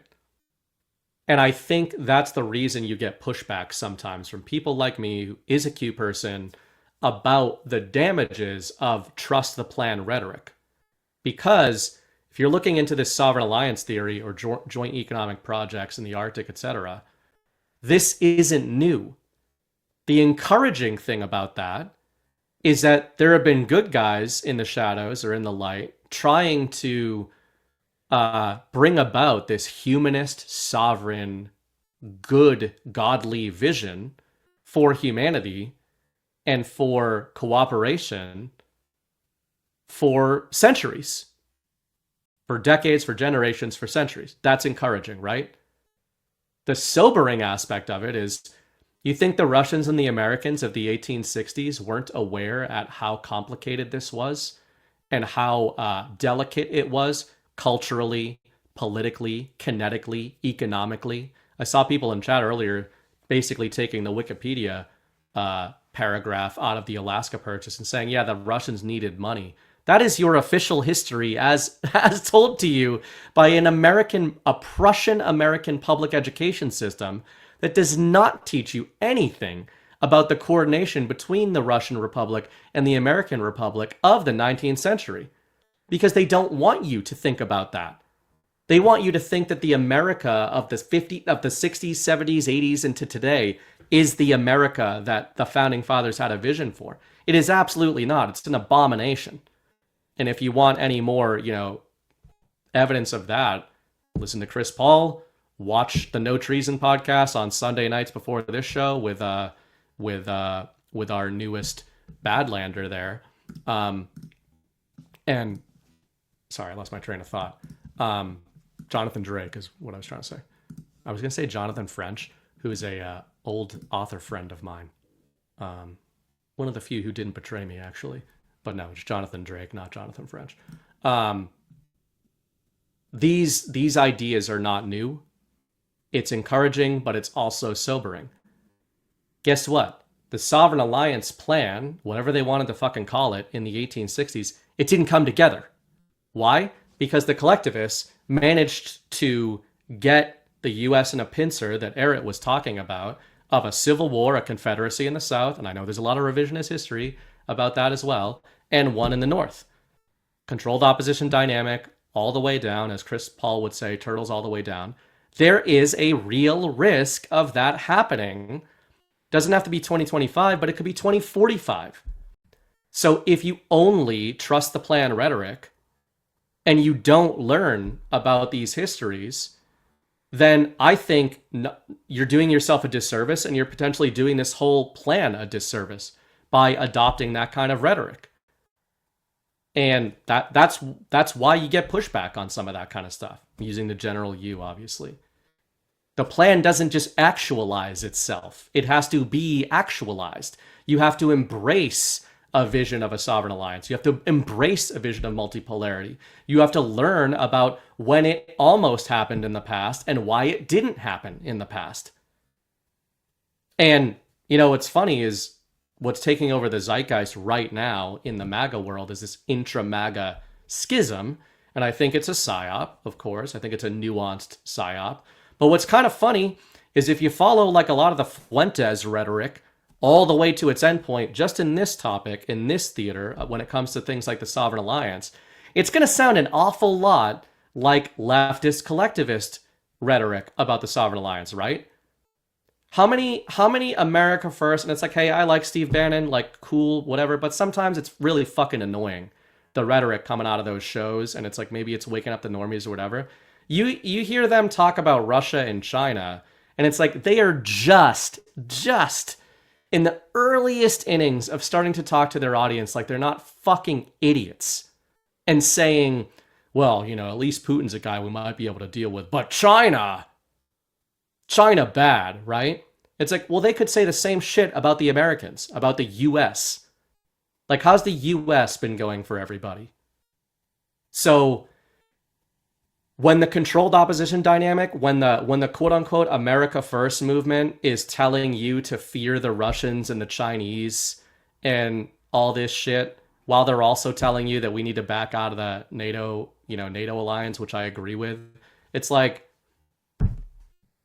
is this waking up the normies, or is this cementing controlled opposition paradigms that we have existed in since the 19th century? That's why I have lost a lot of patience for wake up the normies rhetoric. The normies are fucking idiots, okay? That's why they're not here. They don't have a right to determine our future. We have to self-determine our future. That means engaging in this subject matter and not giving a shit what normies think about what you think about the Russians or the Chinese or NATO or any of that stuff. I think that Donald Trump has done the best job you could do about waking up the normies, and I think that there will be more that happens that helps to wake more of them up. But I trust the plan because I think that the plan was to actualize people who activate, rather, people who could be activated, which is you, which is me. This whole timeline crap of massaging the narrative. That's why I called out Kirill Dmitriev on Twitter, right? Because he's either a poser who is just using Q rhetoric and Sovereign Alliance rhetoric because it's popular on Twitter while simping for Anna Polina Luna, or he's playing these narrative games, these narrative progression games. And in my opinion, and I've made this point about Donald Trump many times, if you, in Trump's, like, you're Trump's centurions, right? You're his shock troopers. You're his Spartans. You're the ones who understand the vision that Donald Trump has espoused for the future better than anybody else in the world, right? If you're waiting and you don't want to push him in that direction, I think you're doing a disservice to that. I think you're actively holding the plan back if you're waiting for it to happen. Obviously, people watching this show, and including myself, can't create joint economic projects in the Arctic, right? Like, our power projection capabilities are very limited. I understand that. But on a cultural level, on a narrative level, that's why I started this show. That's why I talk about narrative all the time. You know, Badlands. I mean, look at John and Chris. Probably, on the internet, the two most infamous election reform guys in the world, maybe. Ash and CanCon obviously do their show about it, but when I say election reform, I'm talking about saying that our elections are fake, which they are. Which they are. And if you don't come to terms with that, then I don't think you're pushing the plan forward. I think you're holding the plan back because you're telling the white hats, you're telling anybody behind the plan that you're not ready for it. You can't handle the truth, right? That's what you're telling them. If you trust without verifying, if you trust without pushing, you are telling them, ironically, you are unworthy of that trust. You're unable to deal with it. You're unable to deal with the ramifications of it. So tonight's show made me think about that from a past lens, specifically on the Sovereign Alliance. And then this is a perfect example, so I'm going to call you out. Riv 508, sorry, BB, but China's our biggest enemy. Xi may be working with the US, but the communist Chinese are intent on destroying us, period. China is not an ally of the United States. You might be a supporter and everything, but I'll go after co-hosts. I'll go after anybody that I think is saying something absolutely fucking stupid. That is the same exact dialectic and actual of the United States. Exact. How do you think the rest of the world, let's say people that are buying into Donald Trump's vision for the future in other countries, that other sovereign nations that believe in Donald Trump's vision for cooperative multipolarity, a golden age, etc. What do you think they think of Congress? What do you think they think of the American government? What do you think they think of a avowed communist, whatever you think of the movie we're watching, running the largest and most powerful city in the United States? Do you think they think that Donald Trump has control of America in the way that some people in this audience say he does? Obviously he doesn't. He doesn't have control of your neighbor. So this is the same thing going on with Russia and with China, where people in this audience can get cognitive dissonance and talk about the Patriot Plan and how America is going in the right direction while not applying that to the leaders of Russia and China, or they apply it to the leaders of Russia and China, but they're like, it doesn't matter, China's still the bad guy.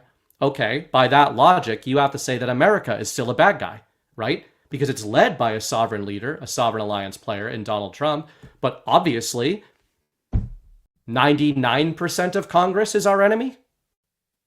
And I'm not calling for revolution. I'm saying an enemy of a sovereign republic. They're certainly not Republicans. There is certainly no such thing as a constitutional Republican in the United States right now in Congress.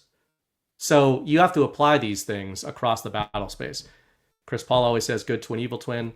Obviously, there's good twin, evil twin in the US. There is as well in China and in Russia. But just saying like China bad or Russia bad, it's the same thing as saying like Germany bad when you're talking about the globalist superstate. Yeah, the government, the leadership, but there's nationalists everywhere. Matt Ehret was talking tonight about the Alberta movement. Like most people in Alberta are super based and red-pilled. Is Canada our enemy? When you're saying Canada is our enemy, what are you talking about? Are you saying a globalist banker who sits in a seat of power on the board of the government of Canada is our enemy? Or the Canadian people are our enemy? Stop it with the X country is our enemy nonsense. It is infantile rhetoric, infantile thought patterns, and infantile behavior. Because all these countries could do the exact same thing with America. Well, I like Donald Trump, but America is bad. Like, okay, well, we're not going to get to where we need to go if that's what you think. So, don't know if that made any sense. It's actually not supposed to be a negative rant, but yeah. So that's what I think of the plan. I think the plan is very real, but I think that the Patriot plan, especially the Sovereign Alliance plan, is partially modeled on some of these plans that maybe didn't work in the past. Specifically, I'm thinking 1860s, US and Russia, and 1960s, actually, Kennedy Khrushchev. I think the 1960s worked in terms of avoiding World War III, but I don't think it got to where they wanted us to go. I'm optimistic that this time is going to be different, but I just think it's about having a more of an active mindset, even if that's just a rhetorical or a narrative or a cultural mindset. I think it's important to cultivate that. Take encouragement from the drops, take encouragement from Donald Trump, take encouragement from the fact that we have these sovereign leaders pushing in this direction, but push them in that direction. Show them, try to get ahead of them. Create a wake that leadership follows. Leadership. That's, Donald Trump is supposed to be a representative of the people, the ultimate representative. I refer to him as a cipher. You could call him, I think Chris Paul uses the word tribune all the time, right? A tribune, in my opinion, should not lead the people. He should follow the people. And that means the people have to be going somewhere, right? That's you. Tip of the spear. We hear that rhetoric out of Steve Bannon. We hear that out of Donald Trump. We hear that out of a lot of sovereign-minded thinkers, right? There's a reason that that's the analogy. It's not a tip of the shield wall. It's not tip of the tide. It's not the wave, right? It's not everybody get together in a line, wait for everybody to be on the same page in the awakening, and then we all move forward together. That's not how it works. That's not how humanity works. It works when there's one guy, and then two guys, and then three guys, and then four guys. And those people push so far ahead and so hard, even when they fuck up sometimes, like the Founding Fathers did, that they tear a hole in cultural and political space-time.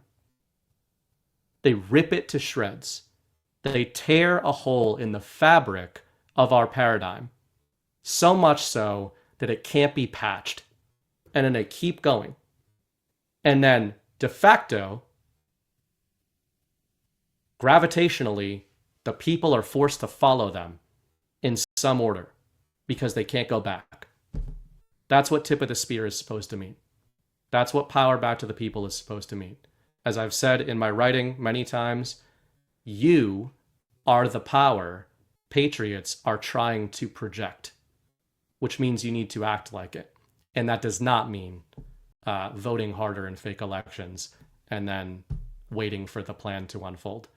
It means engaging with the plan, trying to understand the plan, trying to threat assess threats to the plan, many of which come from inside the house. And I think that's something we're all looking at right now within MAGA, the MAGA schism, MAGA being dead.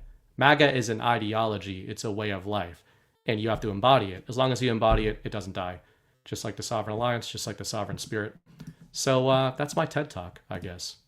Hopefully it made a little bit of sense. Let me grab some rants before I get on out of here. I do have some boosts. Appreciate people. If you're watching on replay, go to badlandsmedia.tv/boost. You can select the narrative if you want to send something over for me to read next week.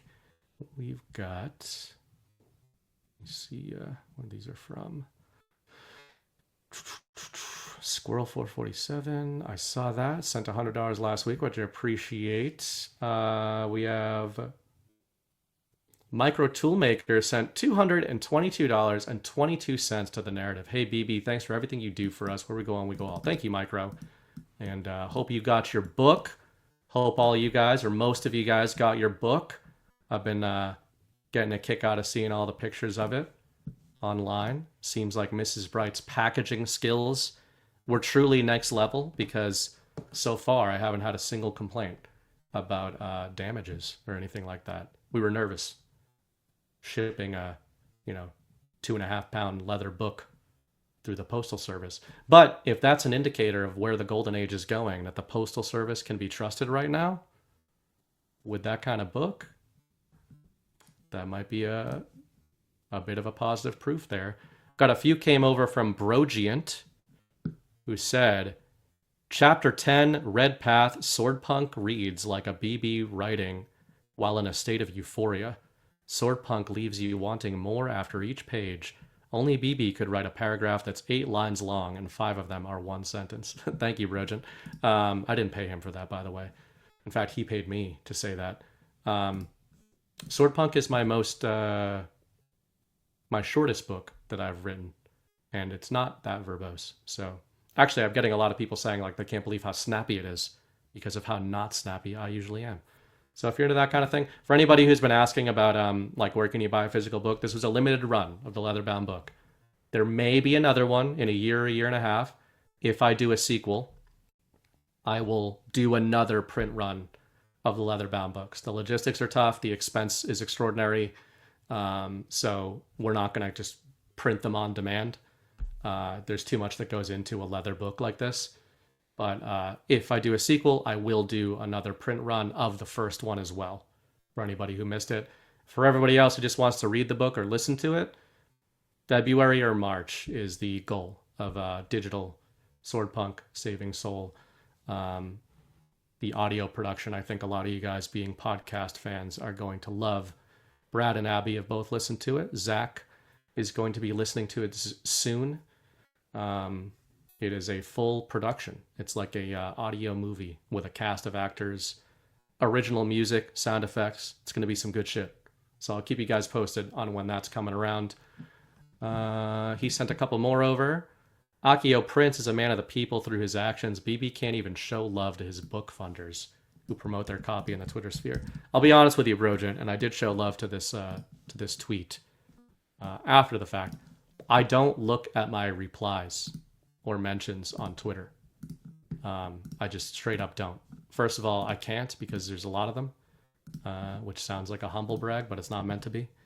But second of all, we have been being harassed by a coordinated social and lawfare campaign now that you guys are aware of for quite a while, and people just harass us all the time, which I don't care. It doesn't bother me, but I'm not going to like read it day in and day out with these sock accounts. So anyway, this is it. This is the copy of Swordpunk. Appreciate that, man. Appreciate the support. Also said last boost may have received a BB combative response. I'll find out while listening tomorrow. I stand by it for us proles, especially after Chris Paul let it slip. We got the generic signature. All joking. Love Swordpunk BB. Ready for book 2. There is a plan for book 2. There is a plan for it. It all depends on how book 1 digital does. But on that note, I want to debunk a rumor about the signatures on the Swordpunk books. If your book was not dedicated to you, it's because you didn't request that it be dedicated to you in the survey that Mrs. Bright sent out about the book. I didn't dedicate the books to the people who bought them because many of them are giving them as gifts. So the generic signature was a joke. Every book was signed. Some books were dedicated and signed. So that's it. Rants, Tom Terrific, $25. Happy Turkey Week. Happy Thanksgiving to everybody. This is the last show before Thanksgiving. Should be fun. Thank you, Tom. Makes sense to me too. I got my book yesterday, 4 chapters deep. I was hoping for the price that at least the quality of the book itself was good, and it didn't disappoint. Nice leather, raised cover text, thick pages. Nice. Thickest pages you can bind into a leather-bound book, actually. Yeah, man. It would surprise you guys how low the profit margin is on a $75 book. But there's a reason I did a collector's edition, signed it, made it leather. I wanted to do something different. And I will be actually disclosing, not that I have to, but I will actually be disclosing the financials around the Swordpunk project in the weeks ahead, just to let you guys know kind of what went into it, what I got out of it, and what I'm using some of those profits for. The narrative, what we got? John in Connecticut, $20. There is no better analysis and discussion of current events in historical context anywhere. Thank you, BB and Matt. Thank you, John. Even though Connecticut is the lamest state in the union. But I bet you're not the lamest, John. Low potty. Why BB nose red like that? Nervous twitch. No, it's not a nervous twitch. It's, well, people can think it is. Apparently I touch my nose a lot. The reason for that is my nose has been broken 4 times. And the 4th time I did not get it fixed because I assumed I was going to keep fighting. And when I went in for the procedure again, the doctor said, "Are you going to keep fighting, you idiot?" I said, "Yes." And he was like, "Well, then come back when you know that you're done." But I've just put it off for like 12 years of the surgery that I need. That's why I touch my nose often, because it hurts most of the time.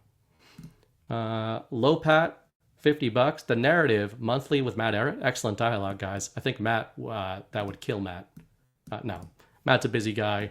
I like the variety of voices. I love having Matt on, but he will for sure be a guest regularly going forward as long as he wants to. Always interesting stuff there. Chickasaw Girl received my book yesterday, BB. Thanks, Mrs. Bright, for packaging so well. Bad storms were happening. The book is beautiful. Oh, great. We were wondering how it would do in the wet. Alisi, $10. Thank you, BB. God bless you and your family. Thank you. And Mindy Q, I didn't get mine yet. Hopefully we can still get it. If you ordered it, you mean? If you ordered it, it should be coming. Not all of them have delivered. We sent them out in 2 batches. I would expect they will all basically be delivered by Wednesday. If this week goes by and you haven't gotten it, just email us. realmrsbright@gmail.com is the email for this project. If you send anything else, we're going to ignore it for this project. But yeah, we can track everybody's books, so we can see where it is and all that kind of stuff. But don't freak out until this week has gone by, because there's a bunch that haven't delivered yet. And what else do I have? Is that it? I just wanted to leave you guys with an appeal again. Go to burningbright.substack.com if you are interested in some of the writing that flows out of these shows or flows into these shows. Today I published a feature called Heralds of the Golden Age on the Prince of Futures Past.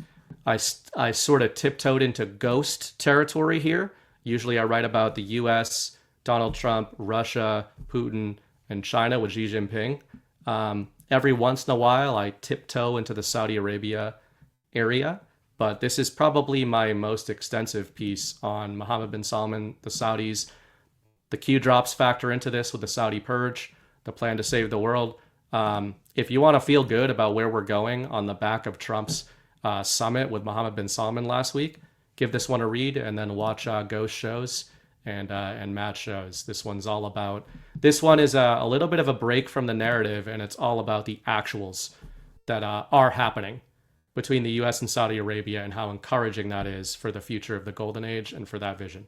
So if you guys want to read that, check it out. And shout out to everybody who, I guess I shouldn't be surprised, But the Temple Trap that I published last week is the most read feature of 2025. And this is, basically a Batman on Donald Trump and the League of Shadows. Batman analogs.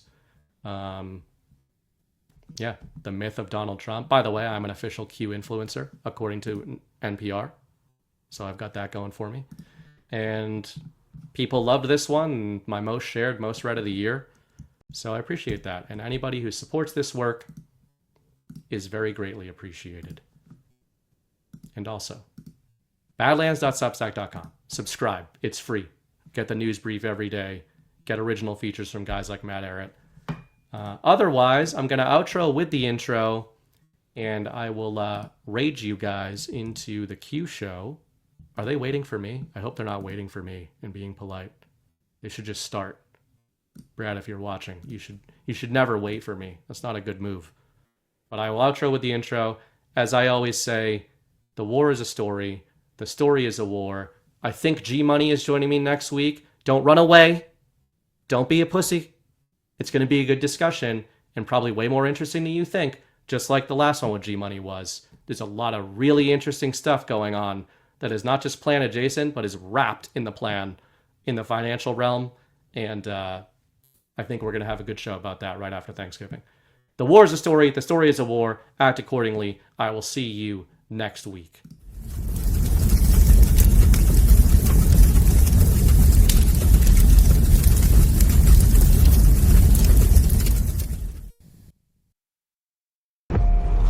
We were sleeping. I've been sleeping. I've been turning away from a truth I wanted not to face. There is a wound that won't heal at the center of the galaxy. There is a darkness reaching like rust into everything around us. We let it grow, and now it's here. How many men have you killed, Milo? I don't know. 50? 100? Countless. Countless has a nice ring to it. And how many lives have you saved? 500,000. Population of King's Landing. Tell me if your precious Bentley commanded you to kill your own father and stand by while thousands of men, women, children burned alive, would you have done it? Would you have kept your oath then? Our time has come. We prepared. We grew stronger. While you rested in your cradle of power, you were trusted to lead the Republic. But you were deceived. You assumed no force could challenge you. And now, finally, we have returned. The visions are clear now. I see possible futures all at once. Our enemies are all around us. And in so many futures they prevail. But I do see a way. There is a narrow way through. It's not a prophecy. It's a story that you keep telling, but it's not their story, it's yours. They deserve to be led by one of their own. What your people did to this world is heartbreaking. We gave them something to hope for. That's not hope! We have survived by hiding from them, by running from them. But they are the gatekeepers. They are guarding all the doors, they are holding all the keys, which means that sooner or later, someone is going to have to fight them. I wish none of this had happened.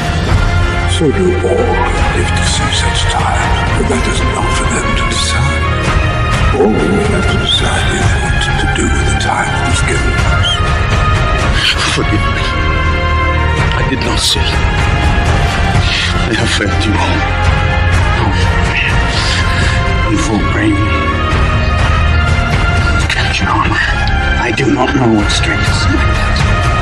But I swear to you, I will not let the light city fall. Our people fail.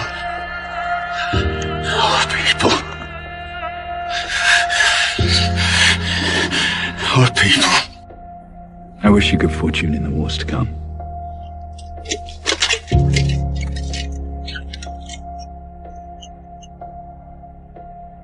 And now it begins.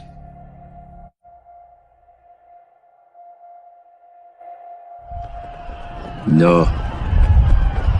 Now it ends.